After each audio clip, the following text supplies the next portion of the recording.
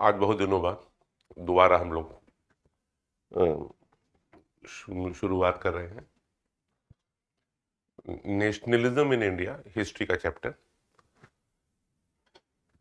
अभी कुछ लोगों ने कहा कि सर ये चैप्टर भी एक बार रिवीजन करवा दिया जाए। तो रिवीजन क्या, हम लोग पूरा चैप्टर ही पहले कर लेते हैं, रिवाइज उसके बाद हम लोग कर लेंगे। नेशनलिज्म इन इंडिया, नेशनलिज्म का मतलब आप लोग को मालूम नहीं है। आजकल पूरे इंडिया में ये वर्ड ठीक से इस्तेमाल हो रहा है, नेशनलिज्म इन इंडिया। जो मॉडर्न नेशनलिज्म जो है वो नेशन स्टेट के साथ बनना शुरू हुआ था, जो उसके पहले के चैप्टर्स में हम लोगों ने किया हुआ था। Modern it also meant change in people's understanding of who they were. उसके पहले जो लोग रहा करते थे वो नेशनलिज्म जैसा कोई कॉन्सेप्ट नहीं था। लोग फेडरल स्टेट्स हुआ करती थी, फ्यूडल लॉर्ड्स हुआ करते थे, उन्हीं के पास लोग रहा करते, तो वहीं से सारी आइडेंटिटी सबकी निकलती थी। नेशन जैसी कोई चीज नहीं थी। पर्टिकुलर कोई राजा होते तो उनका बहुत बड़ा सा अंपायर हुआ करता था, लेकिन वो अब खत्म हो गया था। तो उन सब का, और ये खास करके फ्रेंच रिवॉल्यूशन के बाद से और ज्यादा चीजें तेजी से आई थी, जिसमें language, common history, identity, common culture and common struggle for certain basic values, ये सारी चीजें नेशनलिज्म के में इंपॉर्टेंट थी। हम लोग के पहले वाले चैप्टर में आप लोगों ने कवर कर लिया था। अब हम लोगों के कि ये आइडेंटिटी एक बनती थी, नए सिंबल, आइकॉन्स, नए सॉन्ग्स, आइडियाज, ये सब आने लगे। कम्युनिटीज के बीच की जो बाउंड्रीज थी वो ब्लड होने लगी। और ज्यादातर कंट्रीज में जो न्यू नेशनल आइडेंटिटी थी, एक लंबा प्रोसेस था। ये इंडिया में कैसे आया? नेशनलिज्म का कॉन्सेप्ट यूरोपियन कॉन्सेप्ट है, ये इंडिया में कैसे इमर्ज हो रहा है? ब्रिटिश पीरियड है, और तो इंडिया भी कॉलोनी है। तो जो वहां पर हो रहा है, तो जो वहां पे हो रहा है वो नेशनलिज्म सबको मालूम हो चुका है कि ऐसा कोई एक कॉन्सेप्ट होता है। तो फ्रीडम मूवमेंट से यहां पे नेशनलिज्म डेवलप होता है। ब्रिटिशर्स के अगेंस्ट में जब सब लोग लड़ते हैं एक कॉमन गोल के लिए, ये नेशनलिज्म का बेस बनता है। क्योंकि अब हम लोग का कश्मीर से लेकर के कन्याकुमारी तक सब एक हो जाता है, और सब लोग कॉलोनीज के अगेंस्ट में पूरी बातचीत शुरू होती है।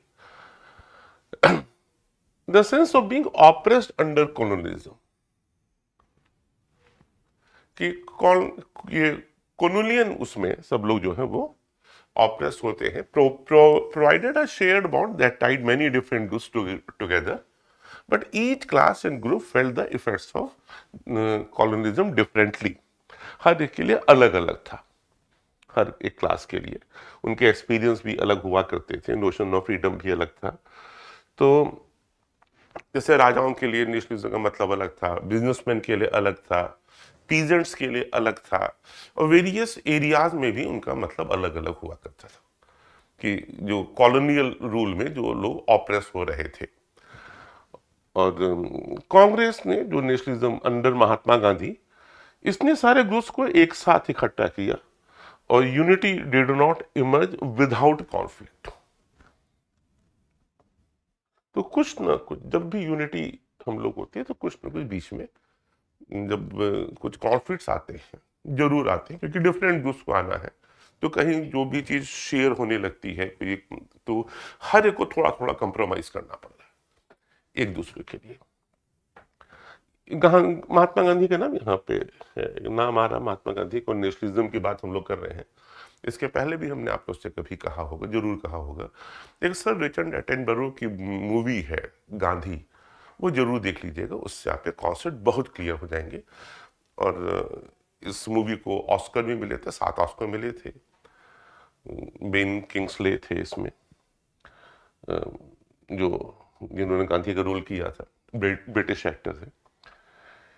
जो इसके पहले की जो टेक्स्ट बुक थी, जो आप लोगों ने अभी जो growth of nationalism in India पढ़ा था, up to the first decade of the 20th century, इस चैप्टर में हम लोग शुरू करेंगे from the 1920 and the end study the non cooperation and civil disobedience movement. मतलब after Gandhi, sorry, after Gandhi, Gandhi के आने के बाद, गांधी का कैरियर की शुरुआत होती है साउथ अफ्रीका से। वहां पे गांधी जी ने ढेर सारे काम किए, सत्याग्रह का भी पूरा एक्सपेरिमेंट हुआ और विरोध भी हुआ। गांधी जी ने वहां पे जो लॉज पास किए थे साउथ अफ्रीकन गवर्नमेंट थे उसको वापस भी करवाया, और इस बात की यहाँ पे बहुत चर्चा हुई अखबारों में।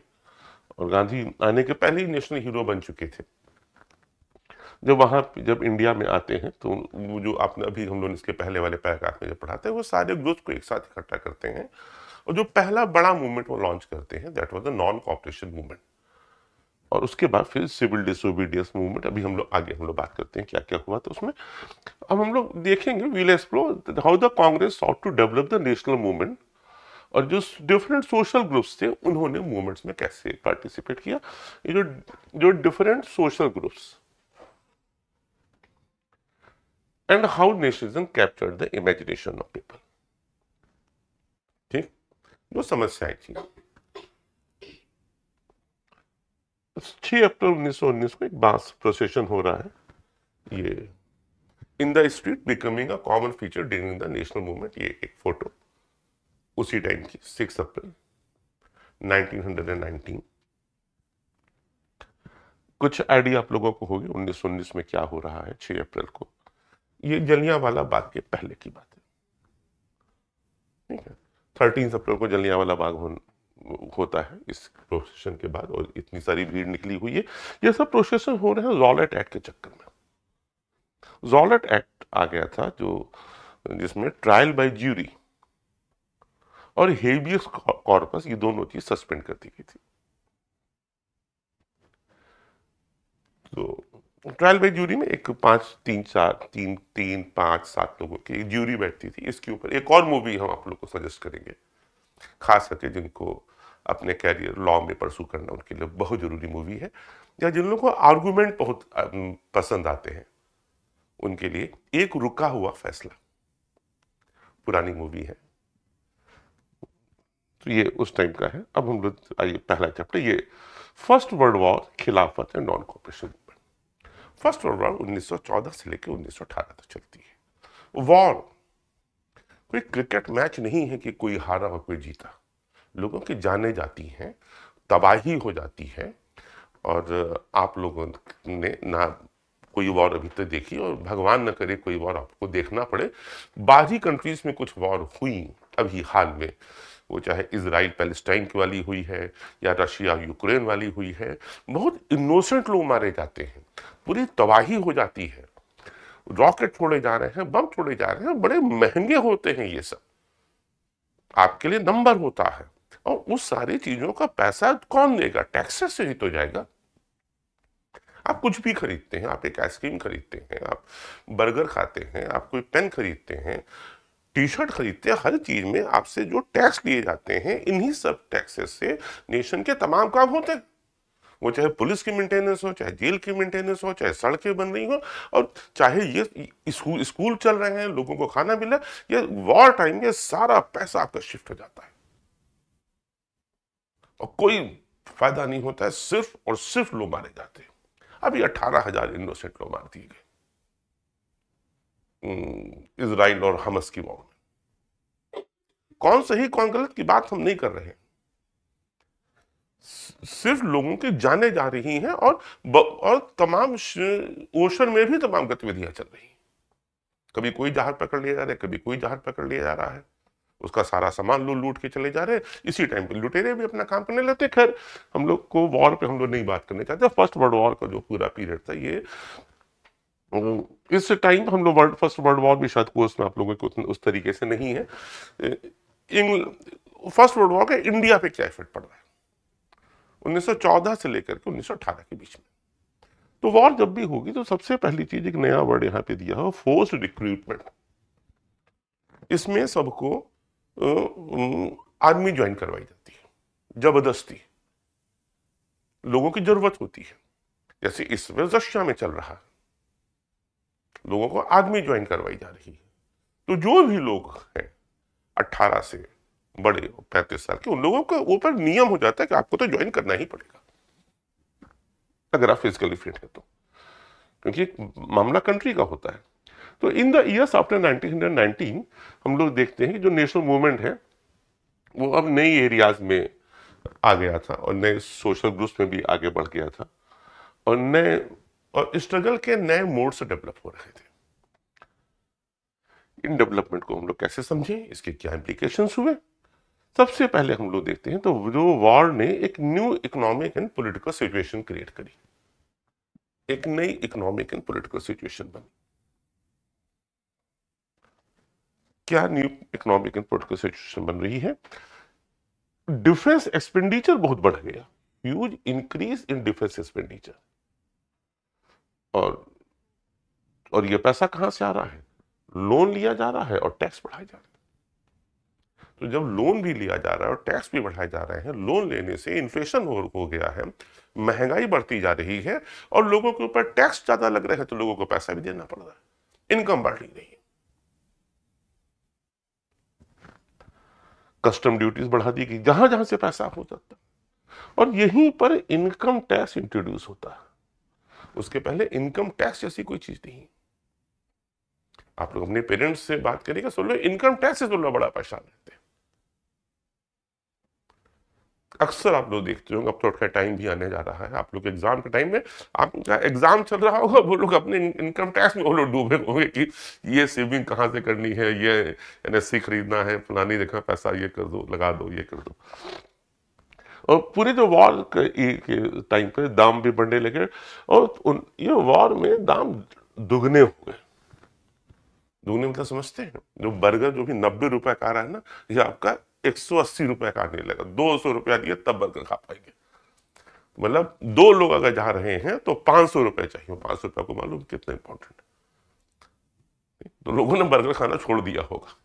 हम आज की डेट में आपसे बात करें ऐसा हुआ होगा, लीडिंग टू एक्सट्रीम हार्डशिप। और गरीब आदमी तो और ज्यादा परेशान हो गए। गरीब नहीं, जो कॉमन लोग हैं भाई, बच्चे भी परेशान हो, सब लोग परेशान हो गए। दाम दुगने हो गए, तनख्वाह बढ़ी नहीं। गांव में और दिक्कत हो गई। वॉर के लिए सोल्जर्स चाहिए, और वॉर के लिए सोल्जर्स चाहिए, लौटने की कोई गारंटी नहीं है कि जिंदा बचेंगे भी नहीं बचेंगे। और आप कुछ नहीं कर सकते, जबरदस्ती खींच खींच के भर्ती किया जा रहा है। गांव में तो बच्चे मेहनत करते हैं, सुबह उठते हैं, ढेर सारे काम करते हैं। जो लोग गांव के हैं वो लोग तो अच्छे से इस बात को जान रहे होंगे गांव में कितनी हार्डशिप्स है। और हार्डशिप नहीं, अच्छी बातें हैं, वो उससे हेल्थ ठीक रहती है। लेकिन अब जबरदस्ती उनको फोर्स रिक्रूटमेंट किया जाने लगा गांव में, जिससे लोग बहुत नाराज हो गए कि भाई लड़का हमारा जा रहा है, वापस आए नहीं, क्योंकि ट्रेनिंग भी पूरी नहीं होती है। क्लियर? सिर्फ जाना ही नहीं, ट्रेन बिना आधी अधूरी ट्रेनिंग से सबको सीधे वॉर पे भेज दिया जा रहा है। और 1918, 1920, 21 में बड़ा मुसीबत अकेले नहीं आती है, कई साथ लेके आती है। कई पेपर, कई मुसीबत साथ लेके आती है। तैयारी जिसकी अच्छी नहीं होती है ना, वो लोग प्री बोर्ड के पास लोग बीमार पड़ना शुरू हो जाते हैं। मेरे तमाम मित्र जो डॉक्टर हैं, जो स्टूडेंट डॉक्टर, कहते हैं कि सर इस पीरियड में ये बोर्ड वाले बच्चे बहुत आते हैं। प्री बोर्ड के बाद सिखाना शुरू हो जाता है, तैयारी नहीं अच्छी है तो बीमार भी होंगे, एक पेपर खराब, फिर अगला पेपर भी खराब, फिर पढ़ाई नहीं हो पा रही, उसी में रिलेटिव्स भी आ जाते हैं। फिर अब सब लोग घूमने जा रहे हैं, आपको ले नहीं जा रहे, इस तरह की भी दिक्कतें शुरू होती, अकेले नहीं होती। खैर यहाँ पे तो क्रॉस फेल हो गई। उतने साधन भी नहीं थे जैसे इस समय, बफर स्टॉक भी नहीं, फसल खत्म, फेल हो गई तो खाने की दिक्कत शुरू हो गई। और केवल इतना ही नहीं बेटा, उसमें इन्फ्लुएंजा भी आया। इन्फ्लुएंजा या कोरोना से बड़ी चीज था। कोरोना की जो सेकंड वेव आई थी इंडिया में, इस टाइप की कोई समझ लीजिए। थोड़ा बहुत आप लोग को याद होगा, आप लोग चाहे उस समय बहुत छोटे रहे होंगे, बहुत लोगों की डेथ हुई जान पहचान में सेकेंड वेव में, रोज किसी न किसी की हम लोग को सुनाई पड़ती। बस ईश्वर का कुछ मेहरबानियां रही कि हम लोग आज एक साथ हम लोग बैठे हुए। कोई भी कभी भी जा रहा था, बहुत यंग लोग थे, और इन्फ्लुएंजा एक गांव के गांव उसमें मर गए, सब गायब हो गए। बहुत खतरनाक था। जो सेंसस हुआ 1921 वाला, सेंसस समझते हैं ना? 2021 वाला तो हो नहीं पाया कोरोना के चलते, जिसमें सब कौन देखा जाता है इंडिया में कितने लोग हैं, कितने लोग गरीबी रेखा के नीचे हैं, किसके पास क्या है क्या नहीं है, पूरा डाटा वहां पे इकट्ठा होता है। घर में कितने मेंबर्स हैं, गाड़ी है नहीं है, पानी है, टॉयलेट है क्या है। और 12 से 13 मिलियन पीपल मर गए। और ये उस समय की बात है, ये दवाओं का और अकाल का इतना ज्यादा फर्क पड़ा कि 12 से 13 मिलियन लोग मर गए। 12 से 13 मिलियन लोग, जब ये लोग मर रहे हैं, जो लगभग समझिए 1-1.5 करोड़ लोग, जबकि पूरी पॉपुलेशन 30% है, सॉरी 30 करोड़। कोई यहां पे पूछ रहा है कि सर बस 30 करोड़ थी? हाँ हाँ, बस 30 करोड़ थी। 1947 में पॉपुलेशन कुल 40-45 करोड़। उतने पर ही अगर पॉपुलेशन कंट्रोल हो गया होता तो आज इतनी समस्याएं नहीं होती जितना हम लोगों ने डेवलप किया। हम लोगों ने कम नहीं डेवलप किया, बहुत डेवलप किया। अरे आप ये समझिए, हम लोग का 1951 में जो फूड ग्रेन प्रोडक्शन था वो 51 मिलियन टन था, वो हम लोगों का 5-6 गुना बढ़ चुका। खाने की जनसंख्या तो आप आती। People hoped that their hardship would end after a war was over। और सबको लगता था जब वॉर खत्म हो जाएगी तो जो मुसीबतें हैं खत्म हो जाएगी, लेकिन ऐसा नहीं हुआ। अब इस समय पे जो कंडीशन बनी है, एक नया लीडर चाहिए, एक नया लीडर चाहिए जो लोगों को गाइड करे। लोग परेशान हैं, क्या करें? एक नया लीडर चाहिए, और नए लीडर के रूप में एक अपने मन में आप सोच लीजिए कौन नया लीडर आएगा जो हिंदुस्तान को आजादी तक लेके जाके जाएगा अपने नए तौर तरीकों से, वर्ल्ड वॉर के बाद से। आधे से ज्यादा लोगों ने ठीक नाम लोग बोल रहे हैं।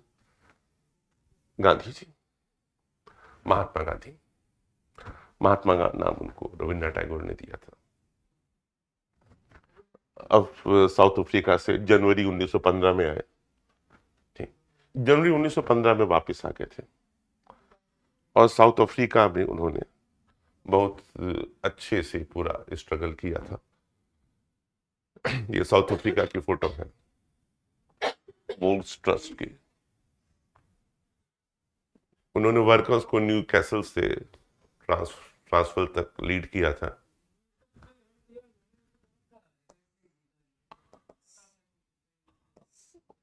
When the marches were stopped and Gandhiji arrested, thousands of more workers joined the satyagraha against racist law that denied rights to non-whites। वहां पे क्या था कि नॉन वाइट के पास राइट्स नहीं थे, उसके लिए गांधी जी ने स्ट्रगल किया था। जो राइट्स थे वो सिर्फ वाइट के लिए थे, नॉन वाइट के लिए कुछ राइट्स नहीं थे। उसी तरीके से वो लोग अपना एक अलग से एरिया बना लेते थे, वहां के नियम दूसरे हो जाते थे, अपार्थाइड कहलाते थे। जैसे ब्रिटिशर्स ने जो इंडिया में किया हुआ था, उन्होंने सिविल लाइन्स बनाया हुआ था। जो लोग छोटे शहरों में रह रहे होंगे उन लोग का क्या आइडिया होगा कि सिविल लाइन्स एक अलग चीज होता है रेस्ट ऑफ द सिटी से। वहां की सारी सुख सुविधा, या जो लोग हाँ जहाँ पे डीएम रहता है, जहाँ पे पुलिस कमिश्नर रहते हैं, वो वाली एरिया वहां पे ज्यादा प्रोसेस है। वहां पे भी तो गांधी जी ने वहां पर एक लोग इन्होंने एक पदयात्रा पूरी करी थी, सत्याग्रह करते हुए एक शहर से दूसरे शहर तक गए थे। और गांधी जी को जब अरेस्ट किया गया तो और ज्यादा लोगों ने ज्वाइन कर लिया। इस बात से वहां पे ये एक लीडरशिप इनकी मजबूती से तैयार थी। और आप लोग मूवी देख लीजिएगा, आपका टाइम वेस्ट नहीं होगा इस समय। मूवी कुछ लोग कह रहे हैं देखी हुई है, एक बार दोबारा देख लीजिएगा, बहुत ढेर सारी चीज उसमें नई नई मिल जाएंगी और देख लेंगे। बेटा आप एक अच्छी मूवी देख लेना, कोई गलत बात नहीं है। जो मूवी का टाइम उतना आप लोग एक्स्ट्रा पढ़ लीजिएगा, 1 घंटा सुबह जल्दी उठ जाएगा 3 दिन। और यहीं पे जो resist regime with a novel method of mass agitation, ये एक नया एक्सपेरिमेंट गांधी ने किया हुआ था। उसके पहले की जो भी चीजें होती हैं, जो भी बाकी कंट्रीज में हो रहा था, जो एंटी कॉलोनियल जो भी मूवमेंट चल रहे थे, वहां लोगों ने हथियार लोग उठाते थे, रिवोल्यूशनरीज होते थे, अब वो गवर्नमेंट से लड़ते थे। ऐसा नहीं कि हमारे रिवोल्यूशनरीज नहीं थे, लेकिन रिवोल्यूशनरीज कम लोग होते हैं, लेकिन रिवोल्यूशनरीज कम लोग होते हैं। और जो रिवोल्यूशनरीज, जैसे हम लोग के यहाँ ये खुदीराम बोस, उधम सिंह, बाकी भगत सिंह, उनको तो आप लोगों ने देखा ही होगा, मतलब मूवीज में, अशफाक उल्लाह खान साहब, राम प्रसाद बिस्मिल, ये हम लोग के यहाँ भी है लोग आए। रामराज है, हम लोग के यहाँ आए बैठे, रामराज है, अयोध्या में है, तो कुछ तो भगवान राम की कृपा बनी ही रहेगी, इसकी जब मर्जी तब आइए। ठीक, तो महात्मा गांधी जो थे, हम लोग गांधी जी पर हम लोग बात कर रहे हैं, इसकी सत्याग्रह उन्होंने किया था कैसे। तो ये जब जहां पे रिवोल्यूशनरीज रहा करते थे, उस टाइम पे इन्होंने लोगों को इन्वॉल्व किया, जनरल मासेस को। तो उतने लोगों को ने एक साथ जब मूवमेंट में पार्टिसिपेट किया, तो ये एक नए तरीके की बात थी। और हथियार भी नहीं उठाने, तो कोई मारा भी नहीं जा रहा है, इधर से कोई नहीं मारा जा रहा है। अब जो भी गलती हो रही है, जो जो रूलर उनकी तरफ से हो रही है, वो लोगों को मार रहे हैं। तो बाकी सब लोग एक तो रूलर के खिलाफ और एटमॉस्फेयर बनता चला जा रहा है। जब तक लोग नॉन वायलेंट है और उनके ऊपर अगर ब्रूटली एक्ट किया जा रहा है, तो हमेशा रूलर के अगेंस्ट में माहौल बनेगा। वही हाल वहां पे हुआ। तो और इसको जो नाम दिया उन्होंने सत्याग्रह, 2 वर्ड, सत्य का आग्रह।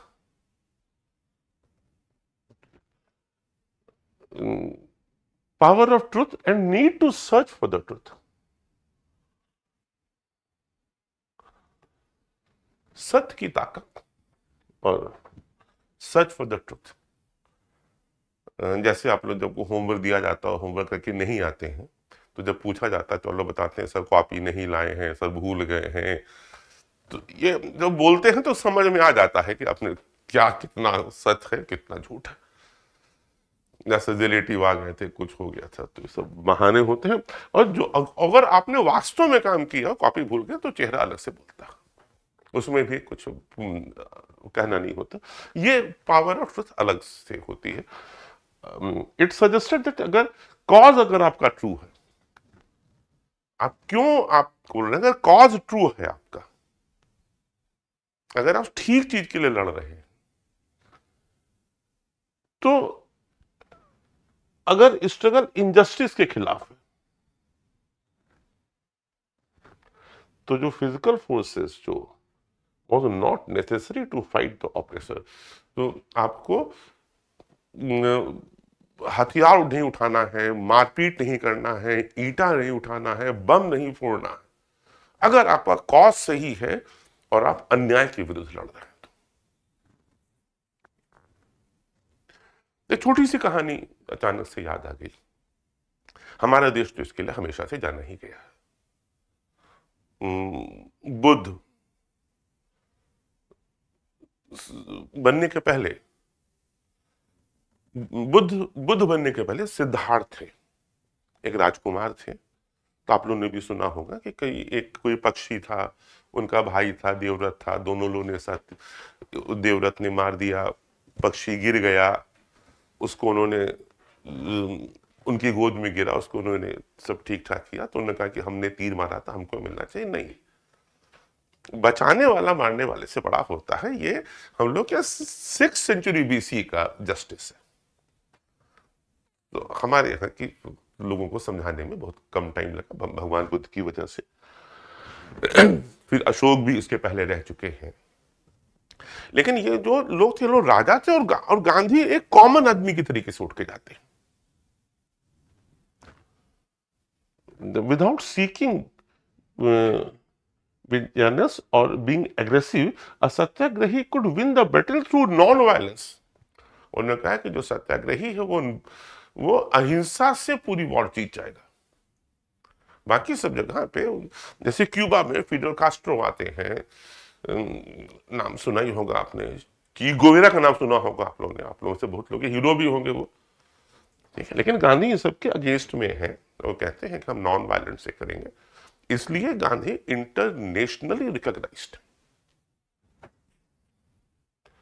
एक बहुत आज की डेट में आप लोगों के लिए, आजकल आप लोग गांधी के व्यूज चीजों का लोग बहुत ज्यादा आप लोग बातचीत करते रहते हैं कि वो गांधी राइट और रॉन्ग, लेकिन उतने बड़े लोगों के अंदर नेशनलिज्म की फीलिंग देना, सबको मासेस लेके उतर जाना, काम कर लेना, उसका बहुत छोटा सा उदाहरण आप लोग के सामने जो प्रस्तुत हम करते हैं। आप लोग थोड़ा सा अपने बड़े भाई बहन से पूछे, थोड़े दिन पहले ये आप लोग, तो समय बहुत छोटे रहे कि चलिए इतने छोटे बच्चे आप लोग हैं कि आप लोग से बात करना मुश्किल हो जाता है। अन्ना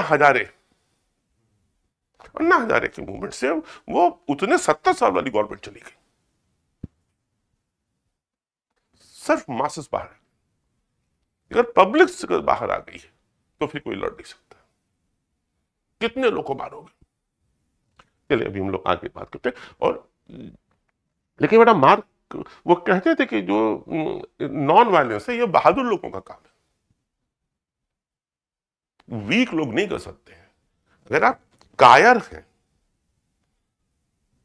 और इस वजह से आप नॉन वायलेंट हैं, तो बेहतर है कि आप हथियार उठा लीजिए। कायरता की वजह से नॉन वायलेंट नहीं अपनाना। यही गांधी है जो 1942 में डू और डाई, करो या मरो का नारा देते हैं। लेकिन उस समय भी कहते हैं हथियार मत उठा देना, क्योंकि हमने हथियार उठाया, अगर बहुत सोची, आपने हथियार उठाया तो आप लड़ नहीं पाएंगे स्टेट से। आप लोग देखते होंगे कोई चाहे जितना बड़ा गुंडा हो, चाहे जो, जिसमें पुलिस चाह लेते उस दिन थोड़ी वो बच पाता है। अब हम आगे उसमें हम बहस नहीं करेंगे लोग क्यों बचते हैं, कुछ पॉलिटिकल लिंकेजेस चीजें, तो हम लोग चलें कोर्स पे।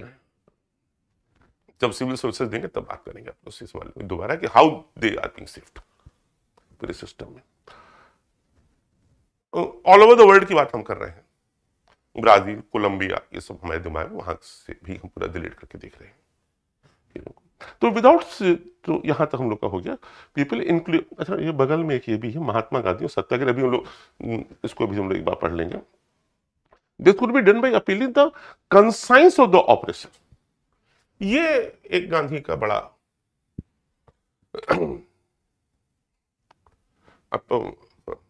और ये काम कैसे किया जा सकता है? ऑफिसर को, people including the officer had to be persuaded to see the truth instead of being forced to accept truth through the use of violence. ये देखें, यहां से गांधी महात्मा होते हैं, जिनको लोग कहते हैं कि ये नॉन प्रैक्टिकल हैं गांधी के साथ। ये बहुत बड़ी बड़ी बातें लिखी, मतलब जुड़ी हुई हैं कि गांधी हर आदमी को अपने हिसाब से देखते हैं। गांधी जी तो महात्मा है ना, वो तो बड़े हैं, बहुत बड़े हैं, तो वो बाकी लोगों से कहते हैं कि अगर आप ट्रुथ के साथ हैं तो जो अन्यायी है अगर आप उसके सामने आप करेंगे, समझाएंगे, बात करेंगे, तो वो अगर उसकी आप आत्मा तक पहुंच सकते हैं अपने को तकलीफ देके, तो वो भी बदल जाएगा। गांधी की पूरी थ्योरी इस बात पे है कि आप अपने नॉन वायलेंट तरीके से ट्रुथ के साथ रहते हुए आप बदल दीजिए, जिद करके नहीं कि नाइट आउट करना है, पढ़ने के नाम पर बोर्ड आ रहा है और दोस्तों के घर जाना है और आप पेरेंट्स को समझा रहे हैं, वो लोग एग्री नहीं कर रहे हैं, वो अलग बात है। क्योंकि वास्तव में अगर आप पढ़ने जाना चाहते हैं तो वो मीटिंग अपने घर में भी आप कर सकते हो। सामने रहेगा सबके, या पेरेंट्स की बात करवा दीजिए भाई कि ये लोग वहां पे करते क्या, ठीक, पेरेंट्स को वीडियो कॉल पे ले लीजिए। क्या लोग आप पढ़ रहे हैं कि आप लोग पार्टी करने गए, चिल, बहुत पढ़ते पढ़ते थक गए थे, बीच में एक दिन का हो जाए, बोर्ड वालों से स्पेशली कह रहे हैं तो एक्सेप्ट, वो अब यहां पे जो गांधी जो है वो इस चीज को कहते हैं कि आप लोग किसी की आत्मा तक अगर आप पहुंच जाते हैं तो वो जो चेंज होगा वो परमानेंट चेंज होगा, फिर वो कभी ऑपरेशन नहीं रहेगा। लेकिन आपको ट्रुथ के साथ होना है, आप अपनी गलत बात के लिए, अपने पर्सनल फायदे के लिए अगर बात कर रहे हैं तो नहीं, आप राइट्स मांग रहे हैं जो आपको मिलने चाहिए as a human being. By this struggle, truth was bound to ultimately triumph. Mahatma Gandhi believed that this dharma of non-violence could unite all Indians. और उन्होंने कहा कि जो पूरा हिंदुस्तान में हम लोग इसी नॉन वायलेंट के थ्रू सब लोग आपस में मिल सकते हैं, क्योंकि स्टार्टिंग में हम लोगों ने कहा था ये एक बड़ी प्रॉब्लम थी, क्योंकि राजा भी हैं, पीजेंट्स भी हैं, व्यापारी भी हैं, ट्राइबल्स भी हैं, और वेरियस एरियाज के लोग हैं, कश्मीर के भी लोग हैं, कन्याकुमारी के भी लोग हैं, केरल के भी लोग हैं, सबकी अपनी अपनी डिमांड। तो बीच में कॉमन जो चीज से अब लोग स्ट्रगल करेंगे that will be non violent, और यही धर्म है हमारा धर्म भी यही है।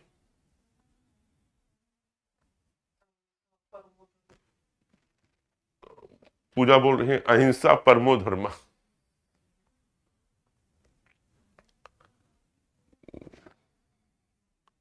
तमाम जगह पर आप लोग देखिए जैसे होता है कि हम लोग वेजिटेरियन है,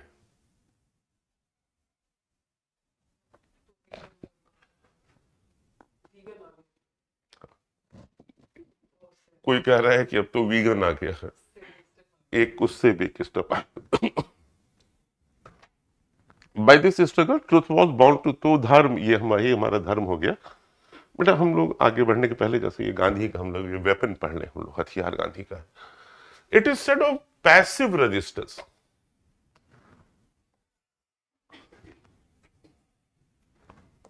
पैसिव रेजिस्टेंस तो है लेकिन पैसिव है। That is the weapon of the weak. It is said of passive resistance, that is the weapon of the weak. ये कमजोरों का है रास्ता। But the power which is the subject of this article can be used only by the strong. यही बात आपसे कह रहे हैं।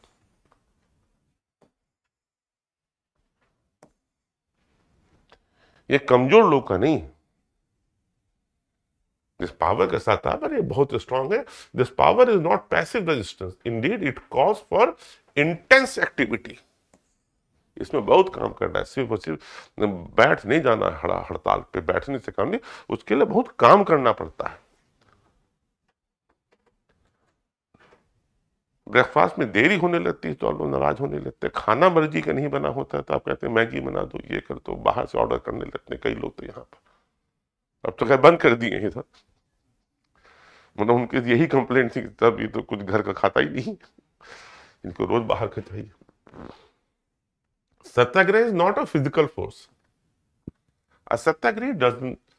सत्याग्रह कोई फिजिकल फोर्स नहीं है, does not inflict pain on the adversary. सामने वाले को वो कोई फिजिकल पेन नहीं दे रहा है। भाई आपके जिद पे बाहर से ऑर्डर क्यों करने पे मदद मजबूर हो जाती है, कोई फिजिकल पेन थोड़ी दे रहे होते हैं आप उनको। आप जो कह रहे होते आप बस वो परेशान हो जाती है आपको परेशान देख करके, कहते चलो एक दिन और सही, कल से इनको ठीक करते हैं, आज मंगा देते हैं, क्योंकि आप भूखे हैं। वो मां नहीं चाहती है कि आप भूखे रहो। he does not seek,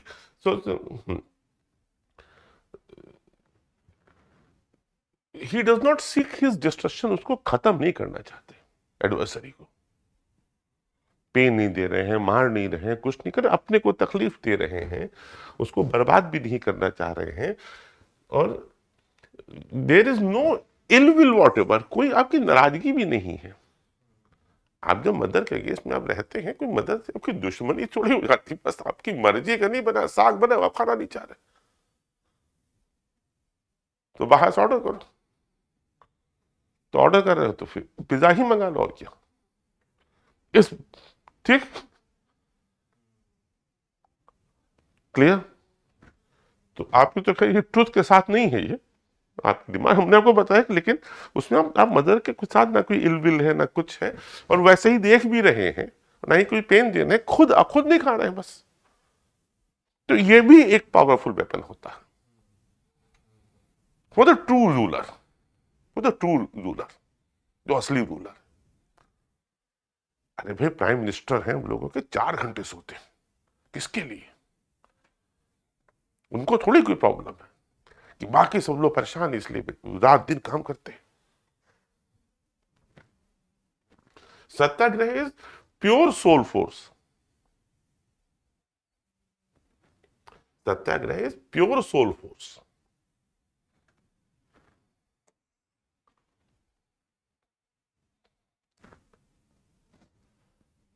आप जो अंदर से चेंज होते हैं वो परमानेंट हो जाते हैं। जो आपको हमने एग्जाम्पल दिया तो उसमें ट्रुथ के साथ नहीं थे, इसलिए वो सोल बनी। लेकिन आप अगर ठीक से पढ़ने के लिए कुछ कर रहे हैं, कोई डिमांड कर रहे हैं, आपको बुक चाहिए, चीजें चाहिए, तो घर वाले कहा नहीं भाई ये इसको जरूरतें होती हैं पढ़ाई से संबंधित चीजों की, तो वो आपकी मर्जी। तो truth is the very substance of the soul. और वहां तो दुश्मन है, वहां तो दुश्मन है, जो रूलर हैं, जो अपने से खराब मानते हैं आपको, व्हाइट रेस के अंग्रेज हैं, उनको बदलना है कि सारी पावर छोड़ो तुम। इतना आसान नहीं है जो बैठे बैठे मिल गई हम लोगों को चीजें। वो कहते हैं कि truth is the very substance of the soul, और जो आत्मा है ये सिर्फ और सिर्फ सत्य पे है।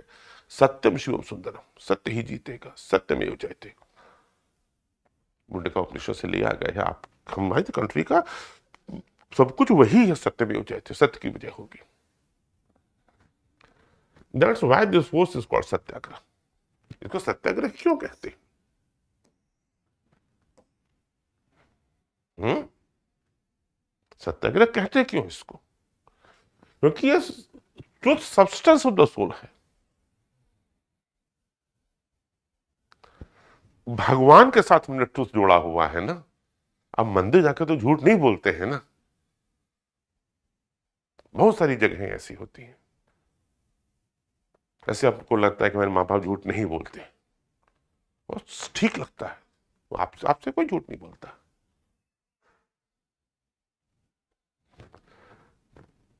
तो आपके तो वही भगवान हुए ना। The soul is informed with knowledge. जो आत्मा है, the soul is informed with knowledge. अब ट्रुथ क्या है, इसके लिए पढ़ना पड़ता, नॉलेज होनी चाहिए। अगर नॉलेज नहीं होगी तो बहुत सारे लोग पाखंडी भी ही आपको उल्टी सीधी बातें बता देंगे, गलत बातें बता देंगे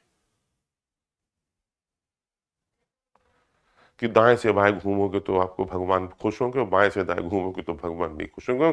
अब हम क्या बोलेंगे, कोई मंदिर में हम गए थे तो उल्टा को नहीं अरे से अरे भगवान के मंदिर में तो छोड़ो भाई, हमको उसके साथ जैसे हमारे संबंध को बनाने दो। तो in the burns of the flame of love, non violence is the supreme धर्म।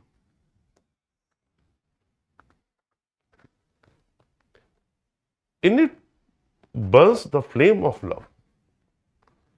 ये लव वर्ड जो है आप लोगों के लिए इस समय इस पे हमको भी बात करना जरूरी सी एक हमको लगता है। खलील जिब्रान को पढ़े आप लोग, ठीक। एक बहुत पवित्र सी चीज है जो आपकी मदर आपके साथ करती हैं, जो आप भगवान के साथ करते हैं, जो अपने दोस्तों के बीच में आपका है। सब में जो कॉमन चीज है वो है लव। आपके और आपके मदर के रिलेशन में, आपके भगवान के रिलेशन में, आपके अपने दोस्तों के रिलेशन में, बहुत प्योर सी चीज। इसके ही थ्रू हम लोग ईश्वर तक पहुंचते हैं। राधा कृष्ण, सिया राम, सीताराम हम लोग बोलते हैं, हम लोग तो सीताराम वाले हैं Ayodhya. Non violence is the supreme, और वहां पर नॉन वायलेंस सुप्रीम धर्म, अहिंसा। It is certain that India can not rival Britain और Europe in force of arm. तो कहते थे कि हम उनसे लड़ नहीं सकते, हथियार उठा लेंगे तो हम नहीं लड़ पाएंगे उससे, कितना लड़ेंगे। 50 देशों पे शासन है भाई, सूरज नहीं डूबता, उससे लड़ना मुट्ठी भर लो, बिहार के बराबर, बिहार के बराबर एरिया, उससे बहुत कम लोग। It is certain that India, तो हम उनसे नहीं लड़ सकते थे उस तरीके से। The British worship the war God and they can all of them become as are becoming bearers of arms।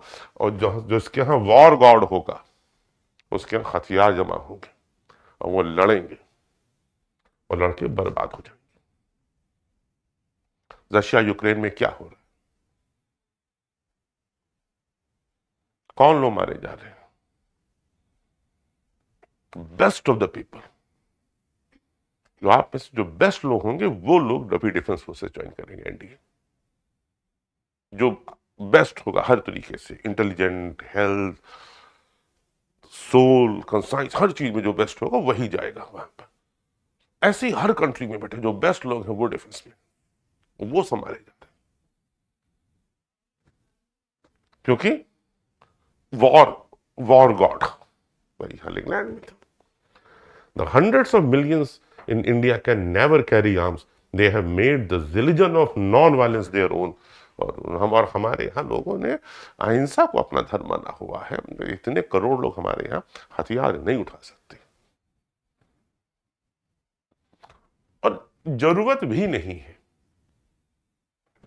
जीत गए ना हम, जीत गए ना हम लोग, धीरे धीरे प्रोसेस में चल रहे हैं। बिना कुछ करोड़ों लोगों के बलिदान हुए इस स्थिति तक हम लोग पहुंच आए हैं। अभी देखिए, पुराने जो कॉलोनियल पीरियड के जो सिंबल्स थे, आईपीसी, सीपीसी, सीआरपीसी, सीपीसी नहीं, आईपीसी, सीआरपीसी, एविडेंस, सब बदल दिए गए। तब इंडियन कॉन्टेक्स्ट में नए तरीके से लेकर के आए। टेलीकॉम बिल बदल गया, पोस्ट ऑफिस भी बदलेगा। ये पूरा एक प्रोसेस के तहत, अभी और बदलेगा और बदलेगा, धीरे धीरे सब कुछ हो जाएगा, वक्त लगेगा।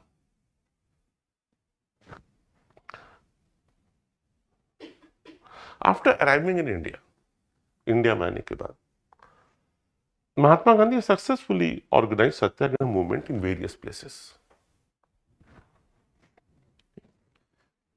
तो याद नहीं करना है, फिर से बताते हैं आपको, एक बस ऑर्डर समझ लेना। सत्याग्रह समझ में आ गया आप लोग को थोड़ा बहुत?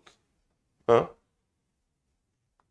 लिखने भर का आ गया है ना, 50 वर्ड लिख सकते हैं ना सत्याग्रह पे, लिख भी लीजिएगा, ठीक है। थोड़े थोड़े से नोट्स मान, जो भी क्वेश्चन है उसको कर लेना। जरूर लेना बेटा, हमने मालूम ढेर सारा होता है, लिखने में दिक्कत होती है। हम लोग जब एग्जाम दिया करते थे सिविल सर्विस मेंस में, तो कुछ सीनियर्स कहा करते थे कि भैया पढ़ो ओढ़ो मत, सिर्फ लिखो, तो बात समझ में नहीं आती थी। कहते एग्जाम में जाके करोगे क्या? अरे बस पहले नॉलेज तो हो जाए, और नॉलेज इकट्ठा करते रहेंगे। तो एग्जाम में पहुंचे, अब कोई क्वेश्चन आया हुआ है, उसके बारे में हमको ढेर सारा मालूम है, इतना मालूम है कि हम उसके ऊपर 20 पेज लिख सकते हैं, और लिखना है हमको 200 वर्ड एक पेज। क्या लिखे और क्या ना लिखे, इसी में 15 मिनट चला जा रहा है टाइम। अब बाद में टाइम कम पड़ेगा, तो 200 वर्ड का पहला क्वेश्चन हम लोग 25 मिनट में कर पाते थे और बाहर हो जाते थे। टाइम कम पड़ गया, पानी कुछ नंबर छूट गया, कुछ छूट गया। तो लिखने की जिसकी प्रैक्टिस रहेगी, सत्याग्रह आपको 50 वर्ड में कम से कम तैयार कर लीजिए। एक 50 वर्ड में तैयार कर लीजिए, एग्जाम में थोड़ा भी भूल भाल जाएंगे तो 25-30 वर्ड में अपना काम हो जाएगा, ठीक है। बाकी समझ चुके ही अगर आप हैं तो अच्छी बात, नहीं तो एक बार दोबारा पढ़ेंगे तो समझने में आपको आराम होगा। और आज ही पढ़ लीजिएगा, कल के लिए मत छोड़िएगा। तो क्लास के तुरंत बाद 2 घंटा बैठ लेंगे, पूरा चैप्टर तैयार हो जाएगा, जहां तक हम लोग बात कर पाएंगे। महात्मा गांधी जो है, उन्होंने सत्याग्रह मूवमेंट 1917 में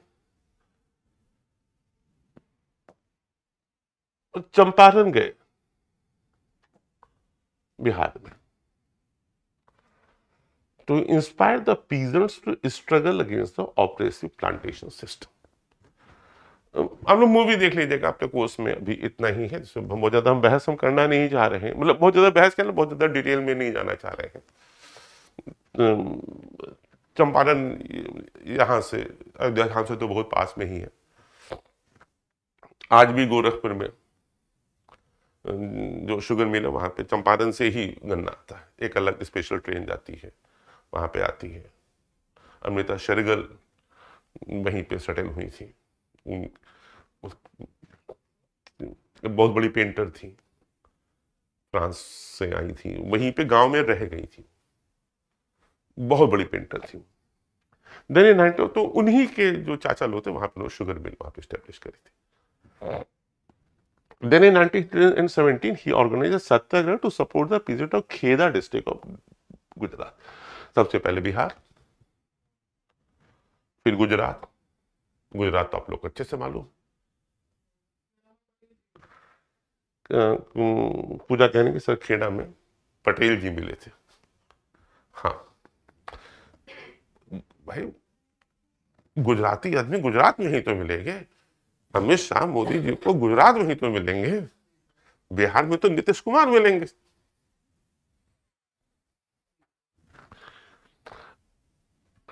affected by crop failure and plague epidemic from the plague, और हम एपिडेमिक आई जिसके बारे में हम लोग ने पहले भी बात कर चुके हैं।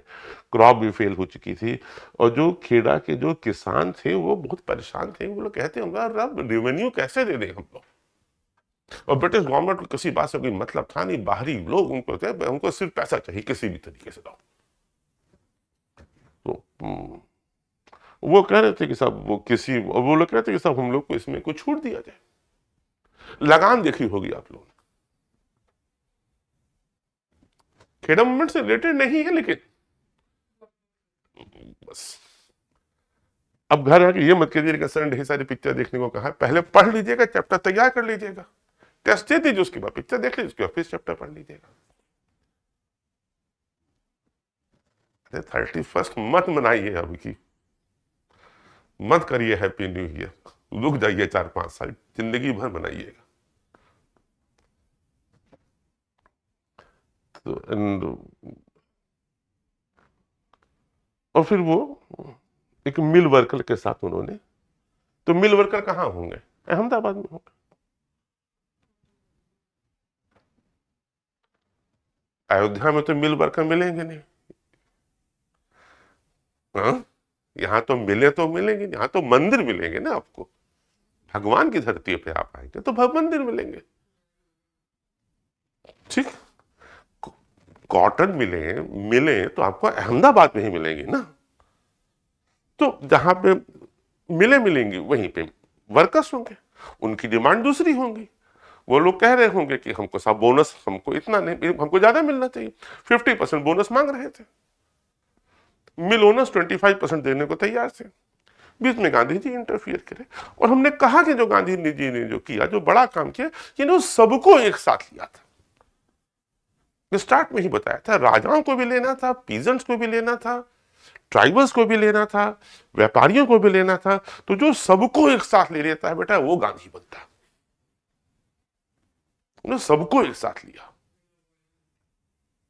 और उन्होंने दोनों की डिमांड पूरी की। उन्होंने मिल मालिकों से कहा कि भाई थोड़ा आप लोग बढ़ा दीजिए, और मिल वर्कर से कहा भाई थोड़ा आप लोग झुक जाइए। तो बीच का रास्ता 33:1/3% पे वो सब लोग एग्री कर गए। तो 3 जगह हुई शुरुआत बेटा मूवमेंट की। बिहार से होगी, चंपारण से। 15 में आ गए, पहले पूरा देखा, घूमा, साबरमती आश्रम बनाया, ठीक। जो वहां के बच्चे थे साउथ अफ्रीका वाले, उनको गुरुदेव के यहाँ एडमिशन सबका करवाया, पूरी जिम्मेदारी से काम करते थे, बीच में नहीं छोड़ा किसी को। अंत में क्या हुआ 47 में, हम लोग उसके बारे में फिर कभी बात करेंगे कि पार्टीशन के टाइम में उनका क्या मतलब रोल रहा। साइडलाइन कर दिए, कहते भाई सबको सब चीजें मिल गई थी, तो वो एक इररिलेवेंट आ गए थे। किताब बाद में पढ़ लीजिएगा, हाँ 2 मिनट साथ में रह लीजिए, दिन भर तो रहती है आपके पास किताब, तब आप टोलगा के साथ खुश रहे। इस समय हमारे साथ किताब खोल लेंगे।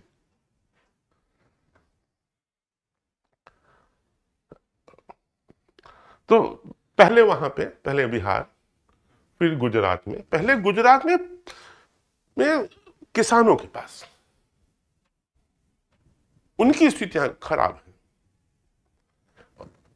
ठीक है ना, उनकी स्थितियां खराब है, क्रॉप फेलियर हो चुका है, इन्फ्लुएंजा अलग से आया हुआ था, और फिर उसके बाद अहमदाबाद पेलेस्टाइन, ये 3 काम गांधी के हो चुके थे। और ये हम लोगों ने बात करी। अब हम लोग आगे आते हैं, रॉलेट एक्ट।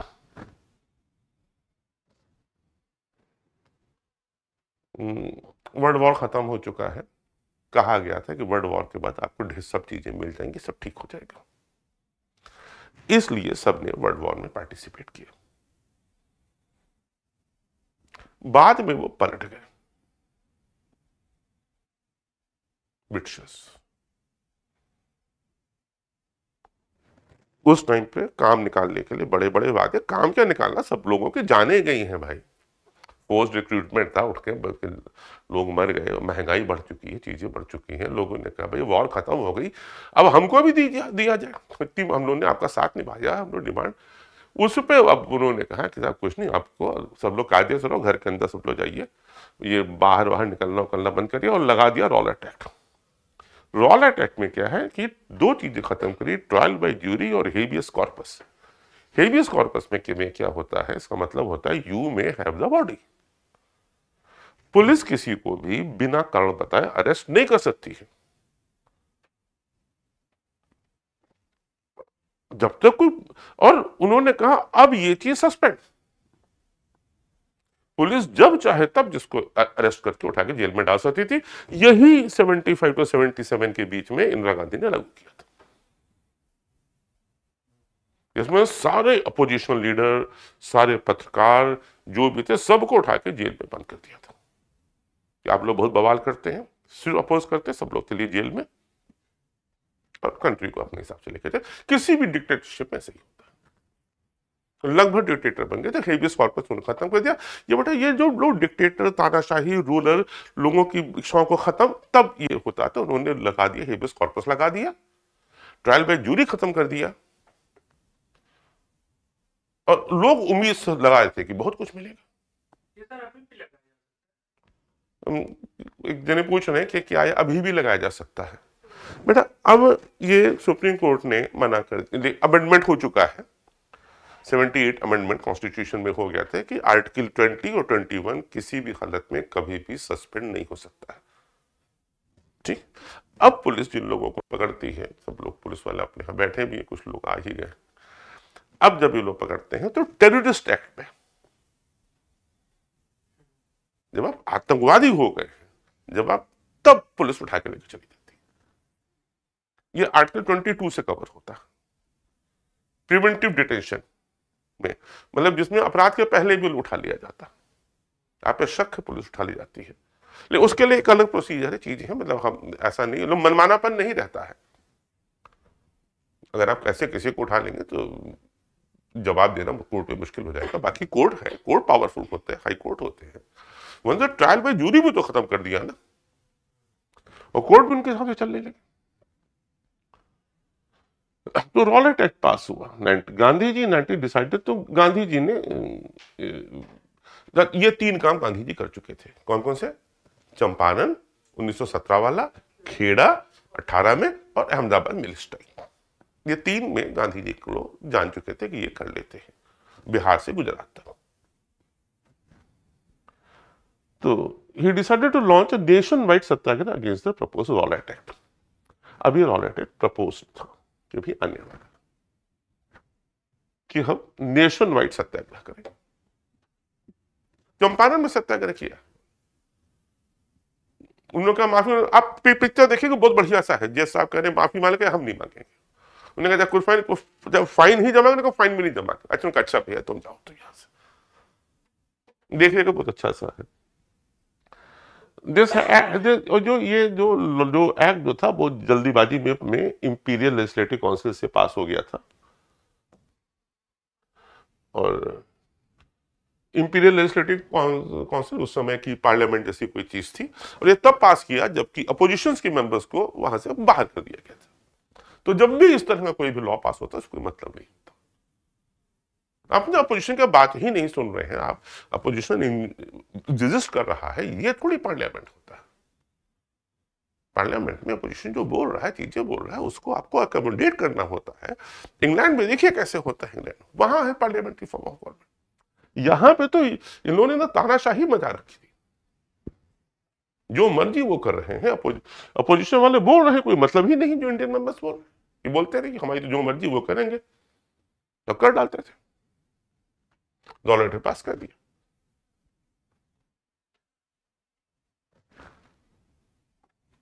ऐसे थोड़े ही भगत सिंह ने बम फेंक दिया होगा।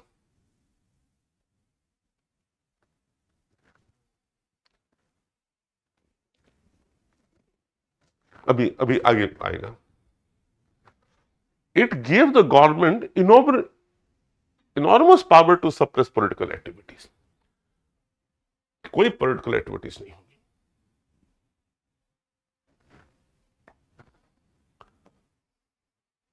वो नहीं चाहते हैं कि हिंदुस्तान आजाद हो।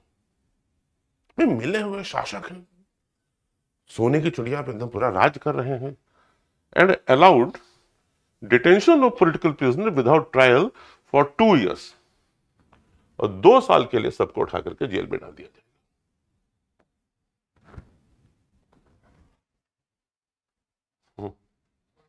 पॉलिटिकल प्रिजनर्स को। अब यह काम टेररिस्ट के साथ होता, मतलब जो उस समय के जो पॉलिटिकल जो लोग जो थे, जो गवर्नमेंट के अगेंस्ट जा रहे थे, उनको उन्होंने कह दिया था कि ये लोग टेररिस्ट हैं, ये लोग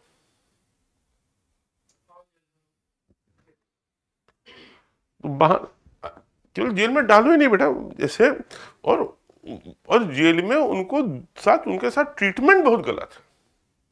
नेहरू सब इस समय, उसके बाद सब अभी सब लोग भी जाएंगे जेल में, वहीं पे नेहरू जी चिट्ठियां भी लिखते हैं। Mahatma Gandhi wanted non violent civil disobedience movement against such unjust laws. एक non violent civil disobedient movement हो, इनजस्ट लॉस के जो अनजस्ट लॉज है, जिसमें सबको उठा के जेल में डाल सकते हैं, पॉलिटिकल एक्टिविटीज अब बंद कर रहे हैं, ठीक है। और उन्होंने कहा कि वो 6 अप्रैल को हड़ताल होगी।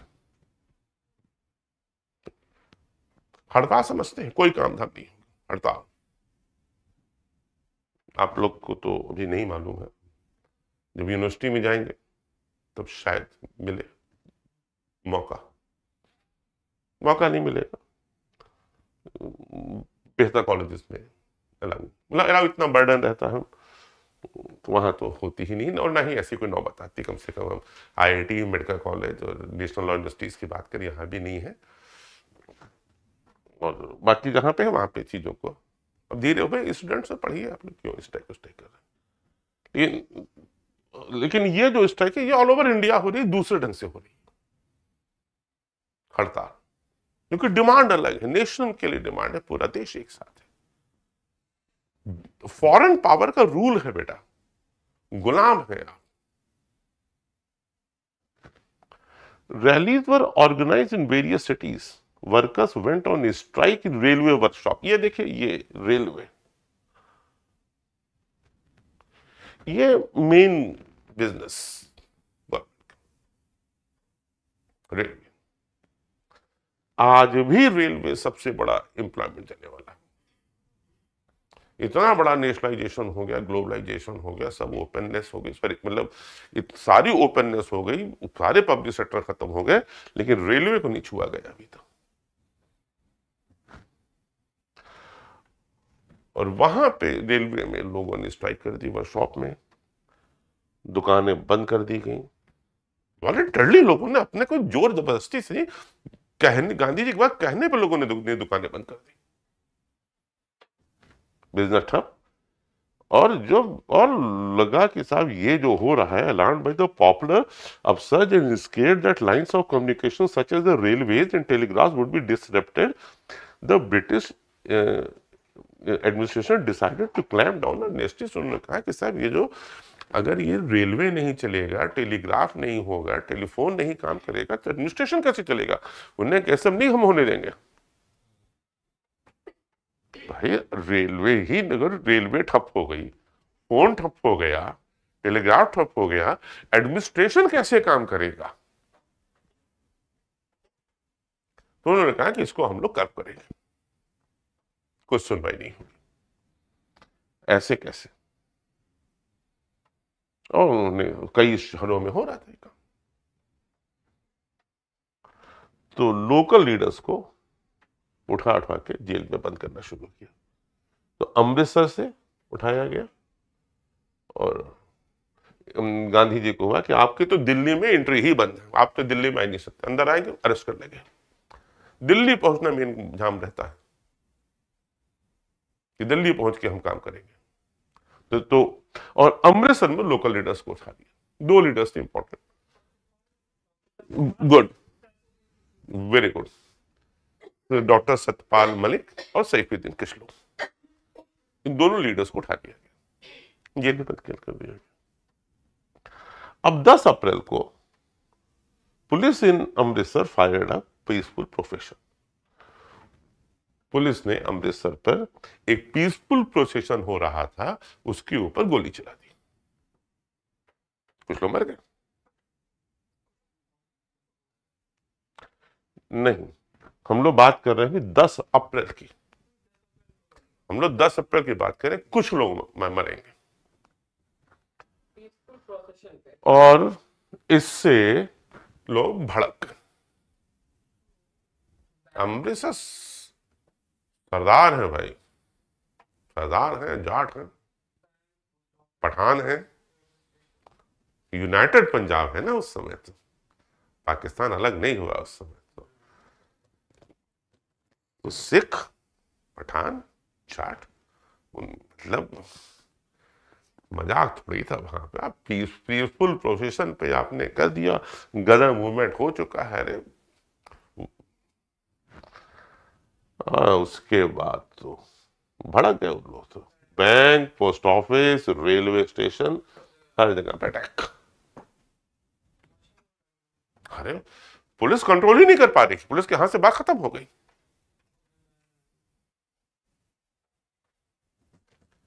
बेटा इतनी सी बात समझिए पहले आप सिचुएशन को। आपने कहा जनरल डायर आएंगे, नहीं, पहले यहां तो समझ लीजिए कि स्थितियां हो क्या गई है एडमिनिस्ट्रेशन के पॉइंट ऑफ व्यू से। डीएम एसपी कंट्रोल नहीं कर पा रहे हैं शहर, पब्लिक भड़क गई है, रेलवे स्टेशन पे कब्जा है, बैंकों पे कब्जा हो गया, जितने गवर्नमेंट के सिंबल है सब पे कब्जा हो गया, वहां पे सबको मारा जा रहा है।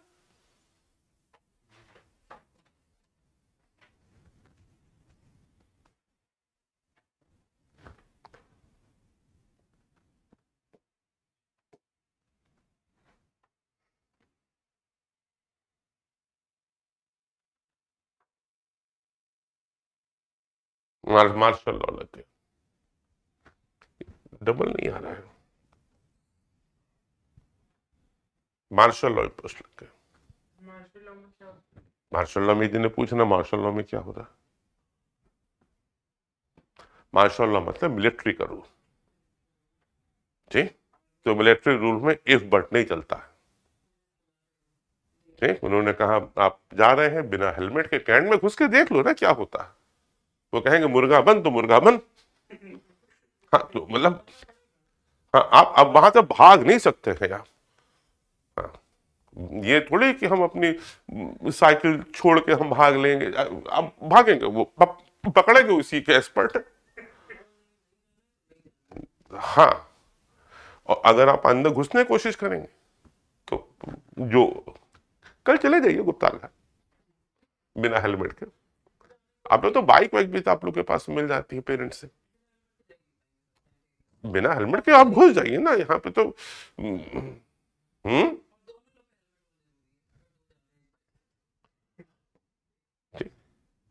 बेटा मिलिट्री कैसी होती है? मिलिट्री और पुलिस में फर्क है। यहाँ पे हम लोग अयोध्या जी में है, अयोध्या धाम में हम लोग, यहीं पर बगल में डोंगरा रेजिमेंट की ट्रेनिंग होती है। तो पहले सेंट्रल स्कूल के ठीक सामने ही पूरा उन लोगों का था। उन लोग के यहाँ ट्रेनिंग सब ओपन में होती है, क्लासेस ओपन में है, पेड़ के नीचे बैठने का बना दिया जाता है, व्हाइट बोर्ड सामने रखा जाता है, जैसे टैगोर किया पूरा स्टडी सिस्टम, तो उस टाइप से उनके यहाँ चलता है नेचर में, इसीलिए वो ऐसे बन के तैयार होते हैं। तो वहां पे कुछ स्लोगन्स लगे होते थे। तो वहां पे पैसे की सेविंग बहुत की जाती है इंडस्ट्री में। तो वहां पे है कि एक गोली एक दुश्मन, कि एक गोली में दुश्मन मरना चाहिए। तो अगर आप किसी भी कभी भी देखिए, डिफेंस वालों से कभी देखिए, वो हमेशा सबमिसिव होंगे, माफी मांगेंगे, यहाँ से बहुत कायदे से बात करेंगे, भैया ठीक है तुम जीते हमारे, लेकिन वो सर्टेन लिमिट है, जब लिमिट बर्दाश्त के बाहर चली जाएगी, अगर उनकी रिवॉल्वर से या उनकी बंदूक से अगर गोली चली तो डेथ होना जरूरी है, वरना वो सस्पेंड होंगे। और पुलिस में गोली मारने पे अगर डेथ हो गई तो पुलिस वाले सस्पेंड हो गए, क्योंकि पुलिस को अपनों के बीच में रहना, पुलिस अपनों के बीच में रहना, जैसे जैसे मजा से मार खाना, पुलिस से मार खाना, ठीक। और जो डिफेंस है वो दुश्मनों के लिए है, ठीक। तो जितने लोग धरती पे हैं वो दुश्मन नहीं है, तो दुश्मन है उसको धरती पे नहीं रहना, ये मिलिट्री का रूल है। जितने हैं सब हमारे फ्रेंड हैं। जब वॉर डिक्लेयर हो गई तो फलाने दुश्मन है, उसको धरती पे नहीं रहना।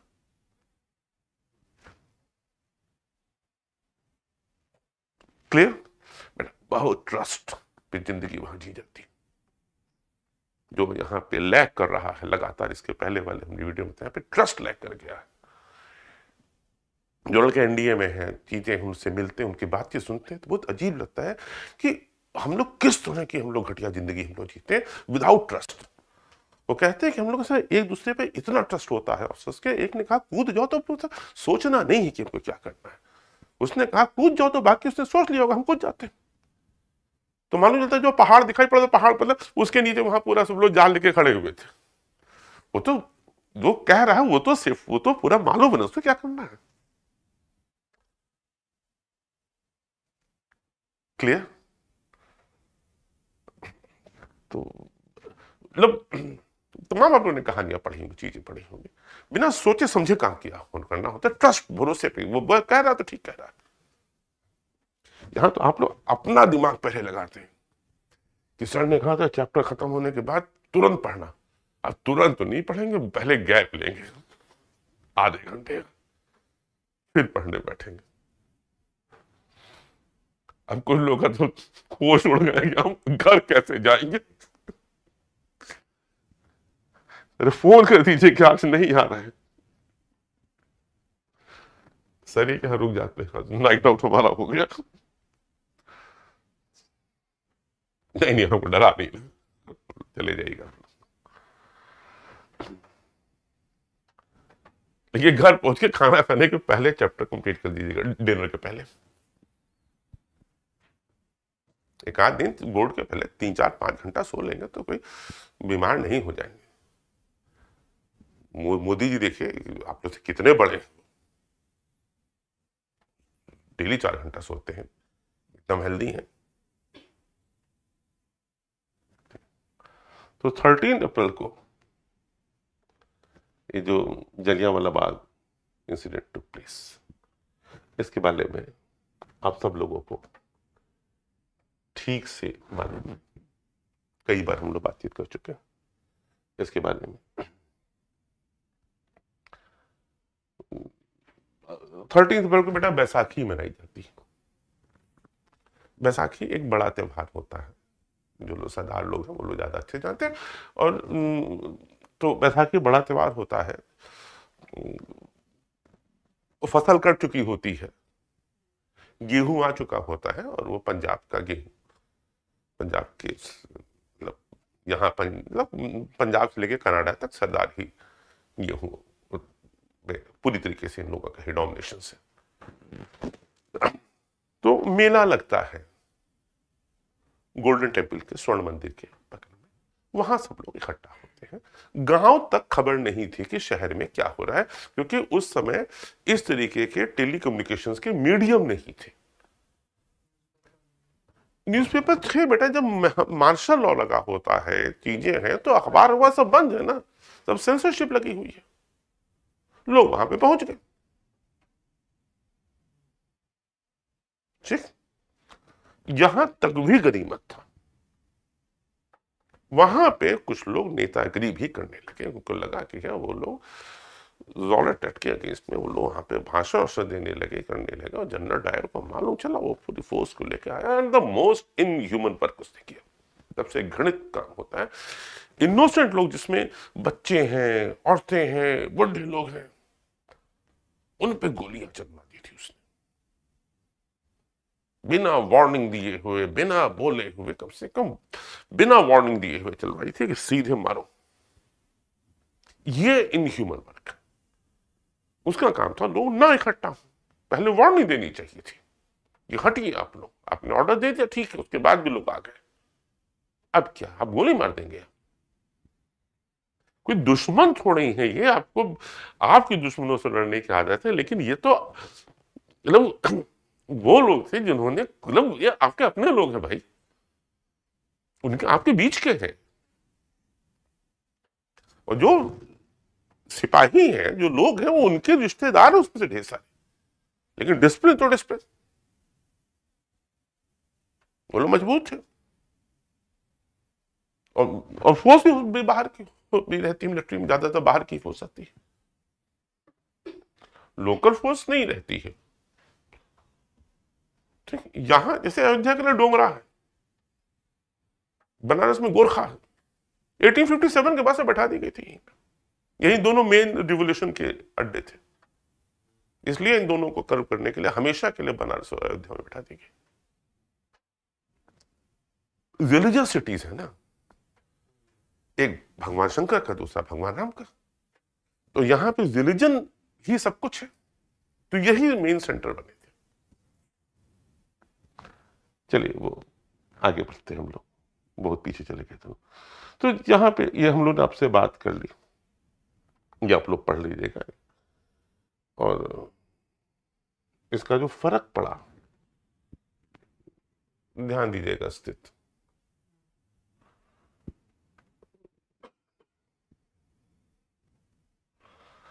ये डायर ने जो कहा कि हमारा जो मतलब था वो था कि एक moral effect to create in the minds of satyagrahi in feeling of terror and hate.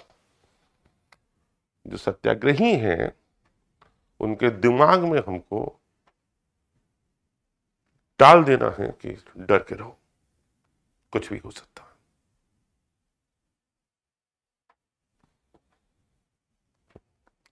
फातेंदु कह रहे हैं कि सर ठीक किया, नहीं बेटा, आप लोग फोर्स में हैं, आप लोग देखने का तरीका अलग है, ठीक है, लेकिन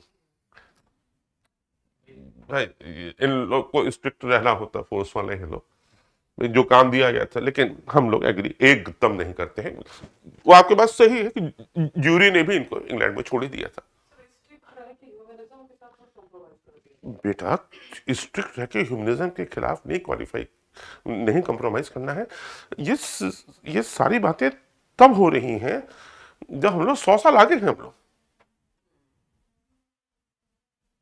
उसके भी 100 साल पहले तो सती प्रथा हो रही थी।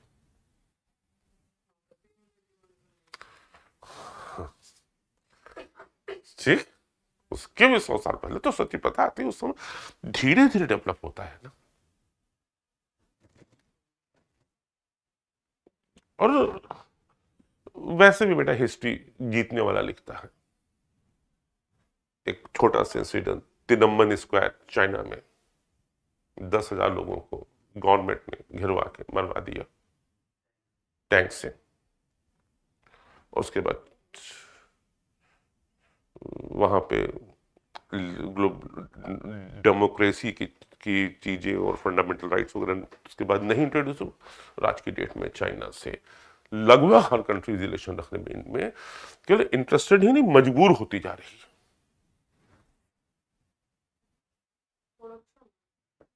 बेटा जीतना जरूरी है, जीतना जरूरी है, हारने वाला के कोई मतलब नहीं है। एक और मूवी फिर बोल रहे हैं, देख लीजिएगा, जो जीता वो सिकंदर, आमिर खान की है। सेकंड सेकंड का मतलब होता नहीं है बेटा। हमारा यह मतलब नहीं है कि लेकिन बेटा अब कोशिश तो करिए। राजा हमारे कहा करते थे कि try for the best, prepare for the worst. अभी पढ़ रहे हैं, अभी कोशिश करिए कि फर्स्ट टाइम एग्जाम देने के बाद फेल होने के लिए तैयार रहिए। कि फेल हो जाएंगे तो भी कोई बात नहीं। जीत, हाँ ये एक जने कह रहे हैं कि जीत कुर्बानी मांगती है, तो पता नहीं इनकी साउंड आ रही कि नहीं आ रही है। तो उन लोगों के लिए जो लोग देख रहे हैं, जीत कुर्बानी मांगती है। 31 छोड़ना पड़ेगा, 31 छोड़ना पड़ेगा, सारे त्योहार छोड़ने पड़ेंगे। आपका वही धर्म है, बिना आपके भगवान राम की स्थापना हो जाएगी। आपको तो बुलाया भी नहीं गया है। आपका जो काम है करिए। यही गीता में लिखा हुआ है कि चुपचाप काम करिए। बोर्ड के पहले भी आपको 31 और फर्स्ट और हैप्पी न्यू ईयर और 14 जनवरी और 22 जनवरी ये सब याद रहेगा, तो आप जाने, आपका काम जाने। अभी भी 1.5 महीना है।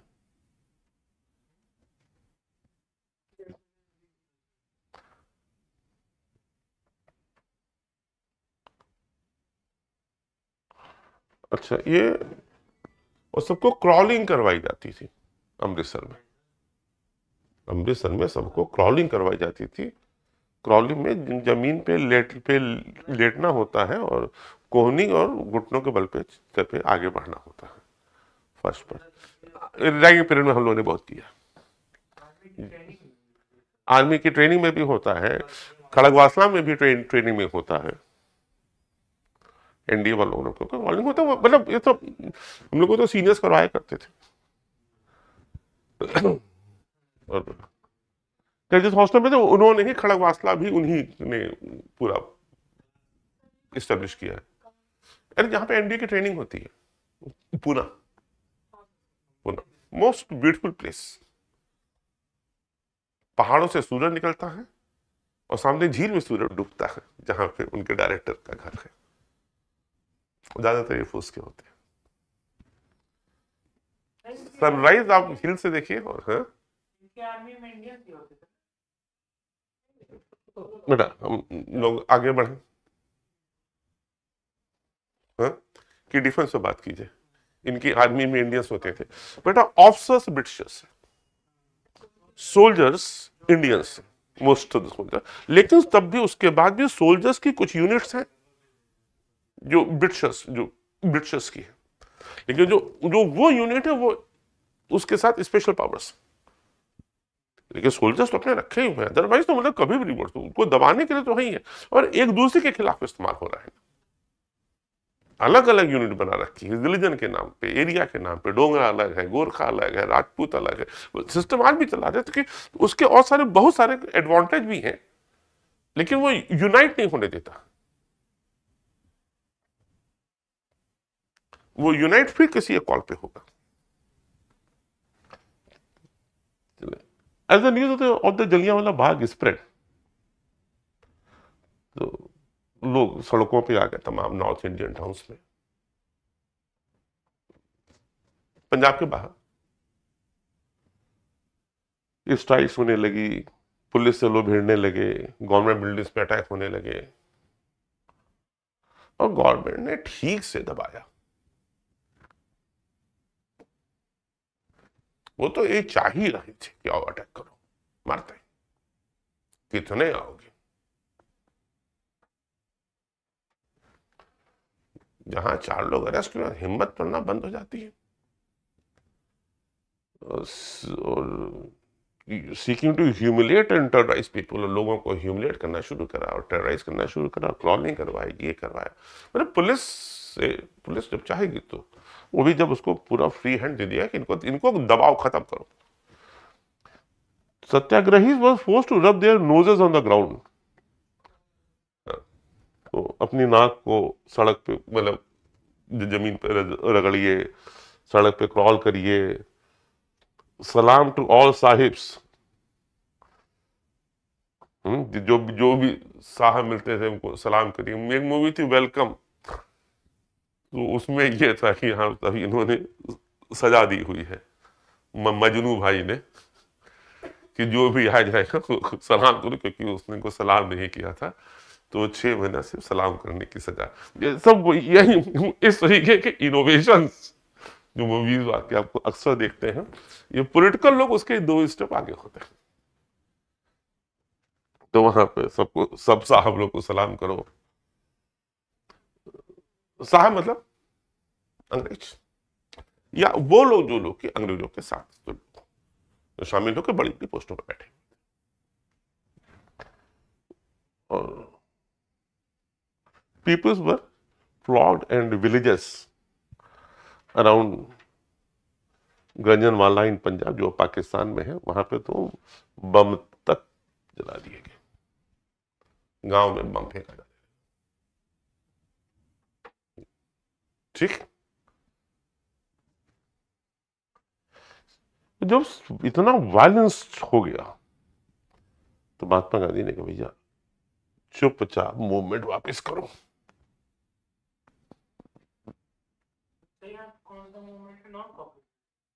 कहा अभी नॉन कॉपरेशन की कोई बात हुई? आप लोग ज्ञान से बहुत घबराते हैं आप लोगों की। हम लोग क्या बात कर रहे हैं, सारी कहानी खत्म हो गई, सारी रामायण खत्म हो गया, अब आप पूछ रहे कि सीता किसका बाप था। हम क्या बता दें,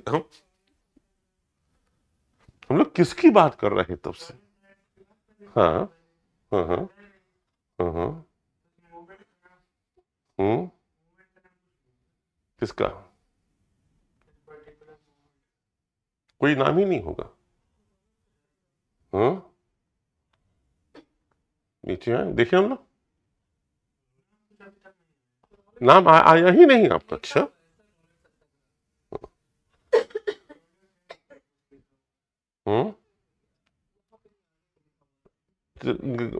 इसके आगे महात्मा गांधी ने wanted non violent civil disobedience against such unjust law, non cooperation movement, जिसको आप जानते हैं वो भी शुरू नहीं हुआ।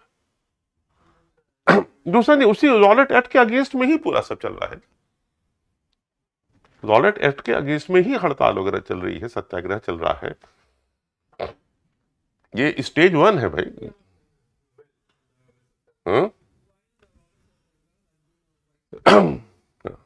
It was still limited mostly to cities and town, पूरा सब कुछ हुआ, लेकिन हाँ अभी नॉन कॉपरेशन भी नहीं शुरू हुआ है, तो अभी भी ये still limited to cities and still limited mostly to cities and towns. Amritsar में, पंजाब में, गांव में बम मारे गए, वहां के गांव में हुआ है। महात्मा गांधी को लगा कि अब now felt the need to launch a more broad based movement in India. अब उनके लिए यहां से गांधी शुरू होते, ये हो गया। उन्होंने कहा पहले तो ये वापस लो और अब ऑल ओवर इंडिया शुरू करते हैं। जब इतने में पुलिस इतना रिएक्ट कर रही, चीजें हो रही, इसका मतलब अगर आप वायलेंट हो रहे हैं, नाराज हो रहे हैं, तो इसका मतलब आप हार रहे हैं। आपको समझ में नहीं आ रहा इनके साथ डील कैसे किया जाए। अब but he was certain that no such movement could be organized without bringing the Hindu and Muslim closer together. ये काम तब तक नहीं हो सकता है जब तक कि हिंदू और मुस्लिम दोनों लोग साथ ना आए। उस समय कोई कॉन्फ्लिक्ट था हिंदू और मुस्लिम में, ये फिर सीधा से कोई सवाल हमारे पास आया है, क्या उस समय कोई कॉन्फ्लिक्ट था? हाँ हाँ, ये सारी कॉन्फ्लिक्ट की शुरुआत जो है ब्रिटिशर्स ने 1857 के बाद से शुरू कर दी थी। तो धीरे धीरे करके हिंदू मुस्लिम एक तो पहले 1857 तक कहीं कोई दिक्कत नहीं दिखाई पड़ रही है। धीरे धीरे धीरे धीरे धीरे करते करते करते 1905 पे चीजें बाहर आना शुरू हो गई। उसके पहले बुक्स और चीजों में थे। उन्होंने जब ये मुस्लिम लीग जब बनती है, जब नवाब ढाका को बना करके होता है, जब हिंदू महासभा बनती है, तो हिंदुओं के प्रोटेक्शन के लिए, मुस्लिम्स के प्रोटेक्शन के लिए, और जो कांग्रेस जो थी ये भी बेसिकली हिंदू डोमिनेटेड पार्टी ही थी। जो आपका उद्घोष है वो भी वंदे मातरम है, ठीक। और मुस्लिम्स के लिए सर सैयद अहमद खान साहब लोग थे जो ये लोग माइनॉरिटी में थे, जो अलीगढ़ मूवमेंट पूरा चल रहा था, वो लोग कहते थे आप लोग गवर्नमेंट जॉब लीजिए। और यही गवर्नमेंट समझा रही थी मुस्लिम्स को कि आप लोग गवर्नमेंट जॉब में आइए, हिंदुओं के साथ में आप लोग मत कॉपरेट करिए। और कांग्रेस अपने को कह तो रही थी कि ये सेकुलर है, लेकिन it was basically Hindu dominated. और कायदे आज़म मोहम्मद अली जिन्ना साहब उसके मेंबर थे, लेकिन वो इग्नोर रहते थे। वो सिर्फ एक मुस्लिम फेस थे पब्लिक के लिए कि हमें मुस्लिम भी हमारे साथ है। फिर उसके बाद वो पार्टीशन, उसके बाद वो 1909 वाला मॉडल एक्ट जिसमें हिंदू मुस्लिम को सेपरेट इलेक्टोरेट कर दे। बस कहानी ये मतलब यहां से कहानी शुरू, मतलब अब ये स्टेप 2 हो गया। फिर और आगे तो अब तब तो सबके इंटरेस्ट अलग अलग हो गए ना, तो पॉलिटिकल इंटरेस्ट भी अलग अलग हो गए।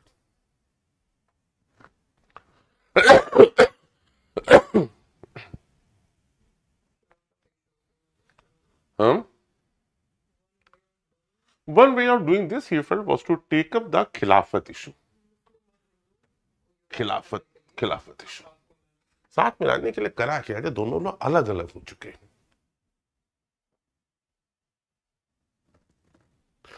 तो कुछ ऐसा किया जाए जिससे कि, और अभी तो जो पूरा मूवमेंट है वो बेसिकली हिंदूज के हाथ में है, मुस्लिम दूसरे ढंग से काम कर रहे हैं, कुछ उस तरीके से नहीं है, पूरी मुस्लिम कम्युनिटी साथ में नहीं है, थोड़ा सा मुस्लिम से। लेकिन उसी समय ये खिलाफत मूवमेंट एक वहां पे चल रहा था। खिलाफत मूवमेंट जो है वो जो टर्की के कैलिफ थे, ओटोमन एम्पायर, वो टूट रहा था। फर्स्ट वर्ल्ड वॉर में ओटोमन एम्पायर ही खत्म हुआ, और ओटोमन एम्पायर के जितनी पूरी एरिया थी उस पे पूरे कब्जे के लिए ही समझिए वर्ल्ड वॉर हुआ। इंग्लैंड, फ्रांस, जर्मनी सब लोग कब्जा करना। जर्मनी ने कहा था पिछली बार नहीं कर पाए, तब कि हम भी करेंगे, बस वर्ल्ड वॉर हो गया असली। उसी में तो पैलेस्टाइन वगैरह सब पूरा सब अलग होता है, सब फ्री होता है, सब इंग्लैंड के पास पहुंचता है। और वहां पे ये लोग जो है, ये लोग तो टर्की के खलीफा को यहाँ के जो मुस्लिम्स हैं वो अभी भी अपना रिलीजियस हेड मानते थे। वो भी सुन्नी थे, तो लोग उनको अपना रिलीजियस हेड मानते थे। और जब हुआ कि जब उनके खिलाफ ब्रिटिश गवर्नमेंट है, तो ये लोग ब्रिटिश गवर्नमेंट के खिलाफ होते हैं, लेकिन not for the cause of India but for the cause of Khalifa, जो वहां के कैलिफ। लेकिन बाद में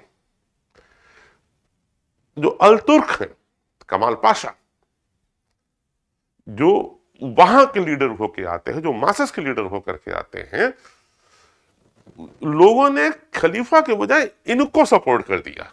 और ब्रिटिश गवर्नमेंट बाद में खलीफा को लेकर के आती है, लेकिन टर्की के जो लोग हैं वो लोग कमाल पाशा के साथ आते हैं। और कमाल पाशा ने टर्की को एक मॉडर्न सेकुलर मुस्लिम देश के रूप में, एक मॉडर्न मुस्लिम कंट्री के रूप में उसको उन्होंने बनाने की पूरी तैयारी भी करो, काफी हद तक बना भी दिया था उन्होंने। बना के आज भी टर्की एक मुस्लिम कंट्रीज में मोस्ट गेटवे टू यूरोप कहलाता है। मतलब यूरोप जो अपने कल्चर के लिए जाना चाहता है, वो आपको टर्की नहीं जा रहे तो आपको यूरोप आपको जाने का मतलब आधा पर्पज ही खत्म हो जाता। तो वहां पे जो इस्लामी वर्ड था, तो हम अब लोग तो उनको लोग माना करते हैं, तो एक एक खिलाफत कमेटी एक बनाई जाती है बॉम्बे में मार्च 1919 में। तो यहाँ पे मुस्लिम जो है वो लोग गवर्नमेंट का अगेंस्ट वो लोग काम करना चाह रहे हैं। यहाँ पे गांधी जो कहते हैं, उन्हें कहते हैं अच्छा चलो हम लोग साथ में काम करते हैं। क्लियर? कुछ कहानी पहले की छूट गई है जिसमें, और एक ये तो एक पैक्ट पहले हो चुका है 1916 में, लखनऊ पैक्ट। हाँ। एक यंग जनरेशन तो मुस्लिम लीडर्स जिसमें मोहम्मद अली और शौकत अली हैं, इन्होंने महात्मा गांधी से पूरा डिस्कस किया कि एक यूनाइटेड मास एक्शन इस इशू पे शुरू किया जाए। ठीक, ये दोनों नाम ध्यान दे दीजिए, दो ये यंग लीडर्स है। तो गांधी जी को लगा कि अपॉर्चुनिटी है कि मुस्लिम्स को हम यूनिफाइड नेशनल मूवमेंट में हम लोग शामिल कर ले। और जो कलकत्ता सेशन होता है कांग्रेस का सितंबर 1920 में, he convicted other leaders of the need to start a non-cooperation movement in support of Khilafat as well as for Swaraj.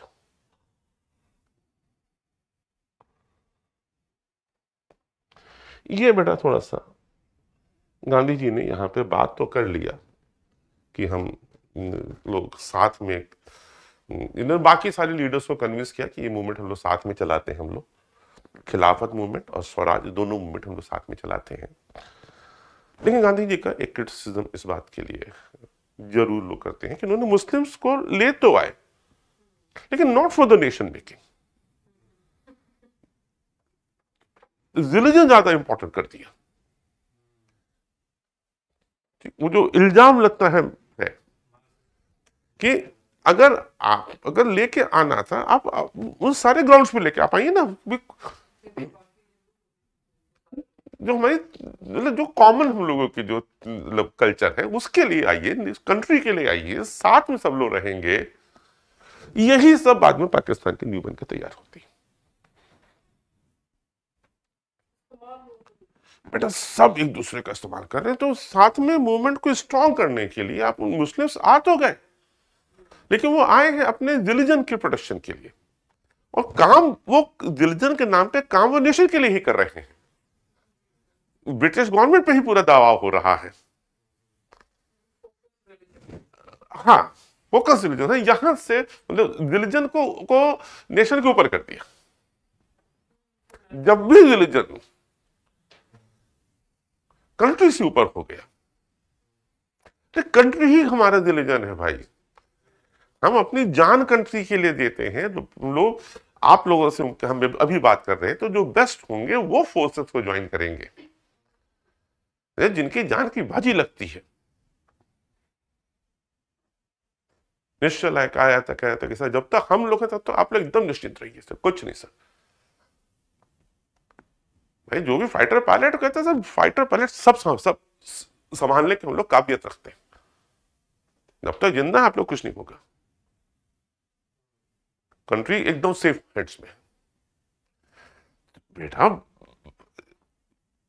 बात समझिए, अब तो हमारा तो वही रिलीजन है ना, वही तो गीता है, वही तो भगवान कृष्ण कह के गए हैं, वही तो राम ने किया।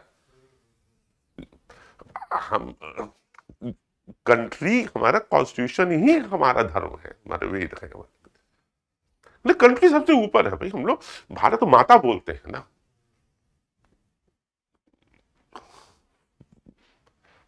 मदर के बराबर हम लोग, मतलब कंट्री ही भगवान है।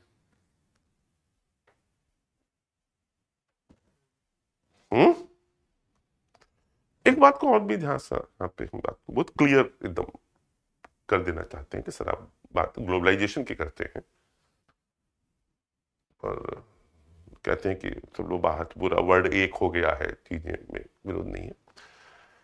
जैसे आप अपनी मदर को भगवान मानते हैं, तो दूसरों की मदर को आप कैसे लेते हैं? उनके तो वो भगवान है ना, अपने दोस्तों के, चीजों के, सब मतलब क्लियर हमारी बात? तो वो दुश्मन नहीं है। हर कंट्री के लिए, हर सिटीजन के लिए उसकी कंट्री ही सबसे ऊपर है। और सभी के बीच में अगर सब लोग एक साथ मिलके रहें, भगवान की आपस में लड़ाई थोड़ी होनी चाहिए। क्लियर? ये पूरे क्लास से बोलते हैं ना, सबकी मदद सबके लिए भगवान जैसी है, तो दूसरों की मदद आपके लिए कैसी? वो भी तो भगवान ही हुई। क्लियर? इस बात में आप अगर लड़ने लगे कि हमारी मदद बेहतर तुम्हारी मदद बेहतर, जो आपको खाना पीना मिलता है अपने दोस्तों क्या, तो मिलना बंद हो जाएगा। हाँ भाई, आप तो बोल दिए कि हाँ ठीक है हम लोग आ रहे हैं, या आप अपने हाथ में 4 दोस्तों को बुलवा लिए, वो सब आके बोल दे कि भाई तुम्हारी मदद फलानी चीज बहुत बढ़िया बनाती है, आंटी ये खाएंगे वो खाएंगे, आती सबसे पहले फरमाइश होती है, तो वो सब बंद हो जाएगा। क्या क्लास ही बंद कर दे? नहीं, आप क्या टाइम हो रहा है?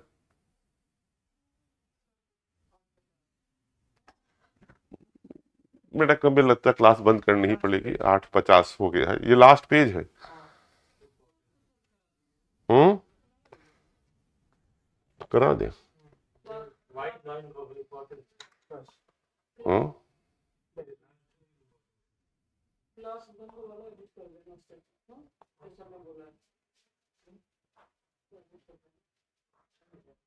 Y non cooperation? Why non cooperation? Non cooperation क्यों? नॉन कॉपरेशन क्यों?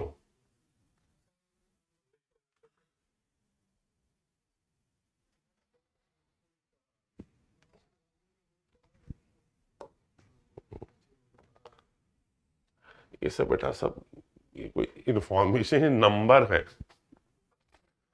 ये सीधा नंबर है ये। मात्र कि हाँ, कि British rule was establish in India with the cooperation of Indians. Hmm, hmm, वही जो तो थोड़ी देर पहले सवाल पूछा गया था। And it survived only because of this cooperation. शहर भर में उस टाइम पे 2-3 अंग्रेज, डीएम, जज, एक डॉक्टर, चर्च, मिलिट्री, ये जितने एसडीएम, जितने तहसीलदार, जितने बीडीओ, जितने इंस्पेक्टर, जितने कॉन्स्टेबल्स, जितने नर्सेस, फार्मासिस्ट, टीचर्स, पूरा स्टाफ, पूरा क्लर्कल स्टाफ, जो पूरा सब तो इंडियंस थे, सब इंडियन। कुल 3 या 4 इंडियंस रहते थे ब्रिटिश पूरे शहर में। छोटे शहर में बता रहे, जैसे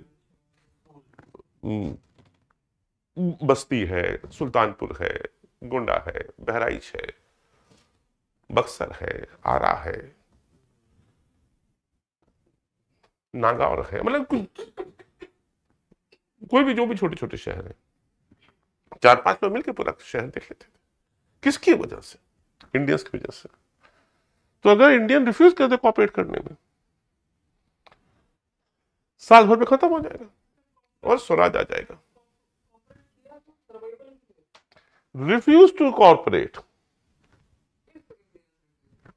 if Indians refuse to cooperate, साल भर में खत्म हो जाएगा। ये है पूरा। ये 1909 में गांधी जी लिखते हैं हिंद स्वराज में। 1909 में गांधी जी साउथ अफ्रीका में है,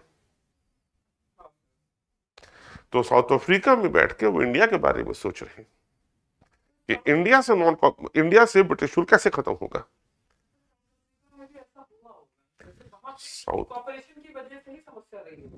साउथ अफ्रीका में इन्होंने लॉज वापस करवा लिए थे, वहां पे साउथ अफ्रीका में उतना कॉपरेशन नहीं है। ये तो इंडिया से गए हुए हैं गांधी जी, तो गांधी जी तो पूरा देख ही रहे।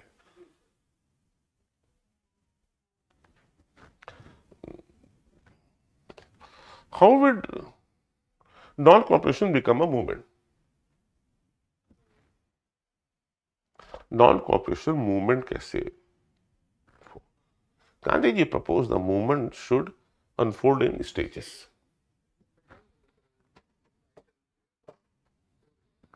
धीरे धीरे होगा.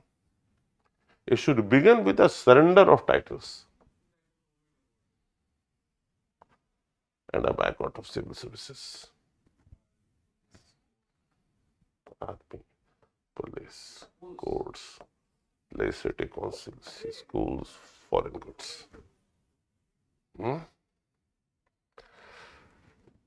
बात बहुत ध्यान से बात समझने की कोशिश करिएगा.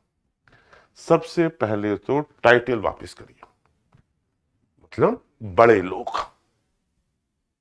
टाइटल मतलब सर, नाइटहुड, रविंद्रनाथ टैगोर ने वापस करी थी जलियांवाला बाग के बाद. वही टाइम पीरियड है.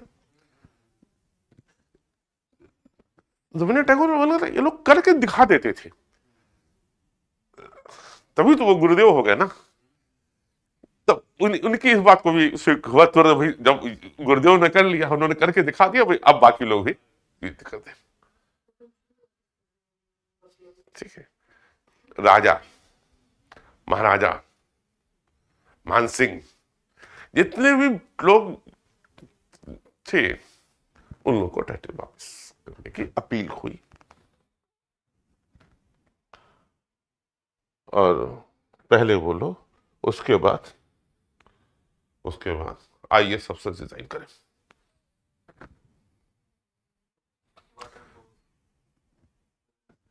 लोग आईएएस अफसर ने, सुभाष चंद्र बोस ने तो कभी ज्वाइन ही नहीं किया. सत्येंद्रनाथ टैगोर तब तो रिटायर हो चुके हैं. ये नहीं सुना और ना इन्होंने सुना. और ना आज कैसे राजा होते, जितने राजा नाम नाम लेते हैं, जितने मंत्री बन बैठे बड़े वाले राजा, किसी भी पॉलिटिकल पार्टी में, एनी पॉलिटिकल पार्टी.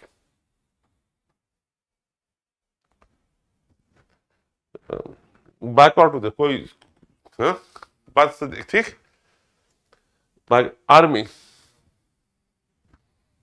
पुलिस, भाई पुलिस वाले रिजाइन कर दिए होते तो चौरी चौरा में कोई रहता ही नहीं.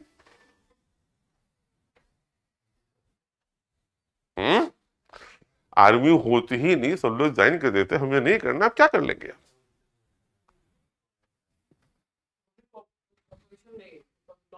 कोर्ट्स, लेजिस्लेटिव काउंसिल्स, ये तो खैर पॉलिटिकल लोग हो गए थे, उन्होंने कहती है. Schools, foreign goods. अब स्कूल में बच्चे छोड़ रहे हैं, यंग जनरेशन इमोशनल है, वो छोड़ देगी. तमाम वकील छोड़ेंगे, जजेस नहीं छोड़ रहे. देखिए आप लोग ध्यान से बात करें. फॉरेन गुड्स का लोग बैकआउट कर देंगे, जिससे कोई नुकसान नहीं है हमको. जिससे तो जो यंग जनरेशन है, जो इमोशनल है, चीजें हैं, ये सब लोग स्कूल छोड़ दे. हमारे पास कुछ नाम लगातार हमारे को यहाँ से क्लास में वापस आ रहे हैं. बहुत देर से लोग पीछे पड़े. भगत सिंह, अशफाक उल्ला खां, इन लोगों का नाम, राम प्रसाद बिस्मिल. हम लगातार आप लोग की बातें सुन करके हम इग्नोर कर रहे हैं कि अभी हम लोग यहीं पे रहे तो बेहतर. बेटा इनके लिए एक अलग से हम पूरा हम आप लोग के साथ बैठ के बात कर लेंगे. अशफाक उल्ला खां तो एकदम अलग से बात कर लेंगे. ठीक. और सुभाष चंद्र बोस के बारे में पूरी मूवी है भाई, द फॉरगेटन हीरो. देख डालिए, दोबारा देख लीजिए. Then in the case the government used repression, a full civil disobedience movement campaign would be launched. तो then इनके अगर गवर्नमेंट अगर रिप्रेशन इस्तेमाल करती है तो हम लोग पूरा सिविल डिसोबीडियंस मूवमेंट हम लोग शुरू करेंगे. 1920 के समर में महात्मा गांधी और शौकत अली टूर्ड एक्सटेंसिवली. ये इनका नाम याद रखिएगा. महात्मा गांधी ने शौकत अली साहब के साथ 1920 में पूरा दौरा किया. सिंबलाइजेशन था हिंदू मुस्लिम यूनिटी का. और मूवमेंट के लिए, पॉपुलर सपोर्ट के लिए। शायद हम अपने व्यूज हम ऑलरेडी आप लोगों के साथ शेयर कर चुके हैं, what how I think movement को फेल होना ही था। मतलब फेल क्या मतलब कि वो आपको साल भर के अंदर आजादी नहीं मिल रही।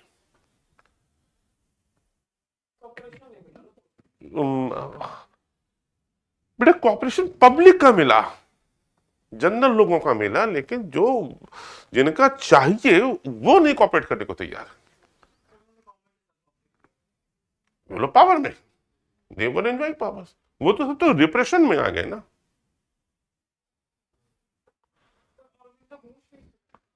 अरविंदो घोष बेटा 1905 के हैं। अरविंदो घोष इस समय तक पौंडीचेरी में, वो तो भगवान हो चुके हैं, वो तो भगवान बन चुके हैं, वो तो इंडिया से वो फ्रांस पहुंच गए हैं। पौंडीचेरी तो फ्रांस की कॉलोनी है ना। वो तो बहुत उनके तो बहुत अमेरिका के राष्ट्रपति उनके भक्त हैं भाई, अरविंदो घोष के। वो लोग अलग चीज है वो लोग। और बहुत सारे जो कांग्रेस के अंदर बहुत सारे लोग were concerned about the proposal. They was elected to boycott the council elections scheduled for November 1920. अब देखिए कांग्रेस के अंदर भी कुछ लोग कहते थे कि 1920 में जो इलेक्शन होने जा रहा है हम उसमें पार्टिसिपेट करेंगे ताकि हम एमएलए और एमपी बन ले। और अगर ये मूवमेंट अगर कहीं वायलेंस हो गया तो हमारा तो नेतागिरी हमारी खत्म। और सितंबर और दिसंबर जो है इसमें कांग्रेस के अंदर बहुत टसल होती रही, क्या करा जाए क्या ना किया जाए। लोग मानने को तैयार नहीं थे इंटरनली। उधर राजा महाराजा नहीं मान रहे हैं, उधर सिविल सर्वेंट नहीं मान रहे हैं, आर्मी वाले नहीं मान रहे हैं, पुलिस वाले नहीं मान रहे हैं, कोर्ट के जजेस नहीं मान रहे हैं। अब ये अंदर यहां भी अब तो जो नेता है वो भी नहीं तैयार हो रहे हैं कि भाई हमको एमएलए एमपी बनना ज्यादा जरूरी है, समझ नहीं रहे। अकेले क्या कर लेंगे? गांधी अकेले कर भी क्या सकते थे? बहुत मास अपील थी, बहुत मास लीडर्स थे। In the months between September तो फाइनली कांग्रेस सेशन जो है वो नागपुर में दिसंबर 1920 में हुआ। एक कंप्रोमाइज वर्कआउट हुआ कि नॉन कॉपरेशन मूवमेंट चलेगा। इसी टाइम पे ऑल इंडिया कांग्रेस कमेटी बना दी गई, 4 आने मेंबरशिप कर दी गई। और मूवमेंट कैसे अनफोल्ड हुआ, हु पार्टिसिपेटेड, कौन लोग थे, कौन से सोशल ग्रुप्स ने आइडिया क्रिएट करा। वाह क्या ये फॉरेन क्लोथ का बाइकआउट की फोटो, ये western economic and cultural domination. हाँ ये मुस्लिम लीग का झंडा है, जिसको आप पाकिस्तान का झंडा कह रही हैं, ये मुस्लिम लीग का झंडा है। हाँ अली मतलब शौकत ये लोग खिलाफत मूवमेंट में भी हो रहे हैं। हमने बताया ना कि यहाँ पे जिन्होंने मतलब जो आप देख रहे हैं मतलब ये लोग खिलाफत मूवमेंट के लिए सब लोग साथ में हैं, कि दोनों मूवमेंट चाहते सब हैं, लेकिन इतना अंदर जहर भर दिया गया है कि उसको निकाल पाना बड़ा मुश्किल हो रहा है। मतलब जिसमें जो लोग होंगे 1920 में, समझिए कि वो पिछले 10, 15, 20 साल से लोगों के मन में सबके अंदर जहर भरा जा रहा है। हिंदुओं के अगेंस्ट हिंदुओं के, तो तुम अलग, मुस्लिम अलग, हिंदू अलग, मुस्लिम अलग, हिंदू अलग वो हो रहा है। तो बोलो सब लोग साथ हैं, ब्रिटिशर्स के सब लोग साथ हैं, रहना साथ है, जीना साथ है। ये वही टाइम है बेटा जहां जब अशफाक उल्लाह खां और राम प्रसाद बिस्मिल की जब पूरा सब चल रहा है। चले बेटा हम बंद करते हैं, यहां से हम लोग थोड़ी मतलब हम लोग कल बात करते हैं differing it's with in the movement.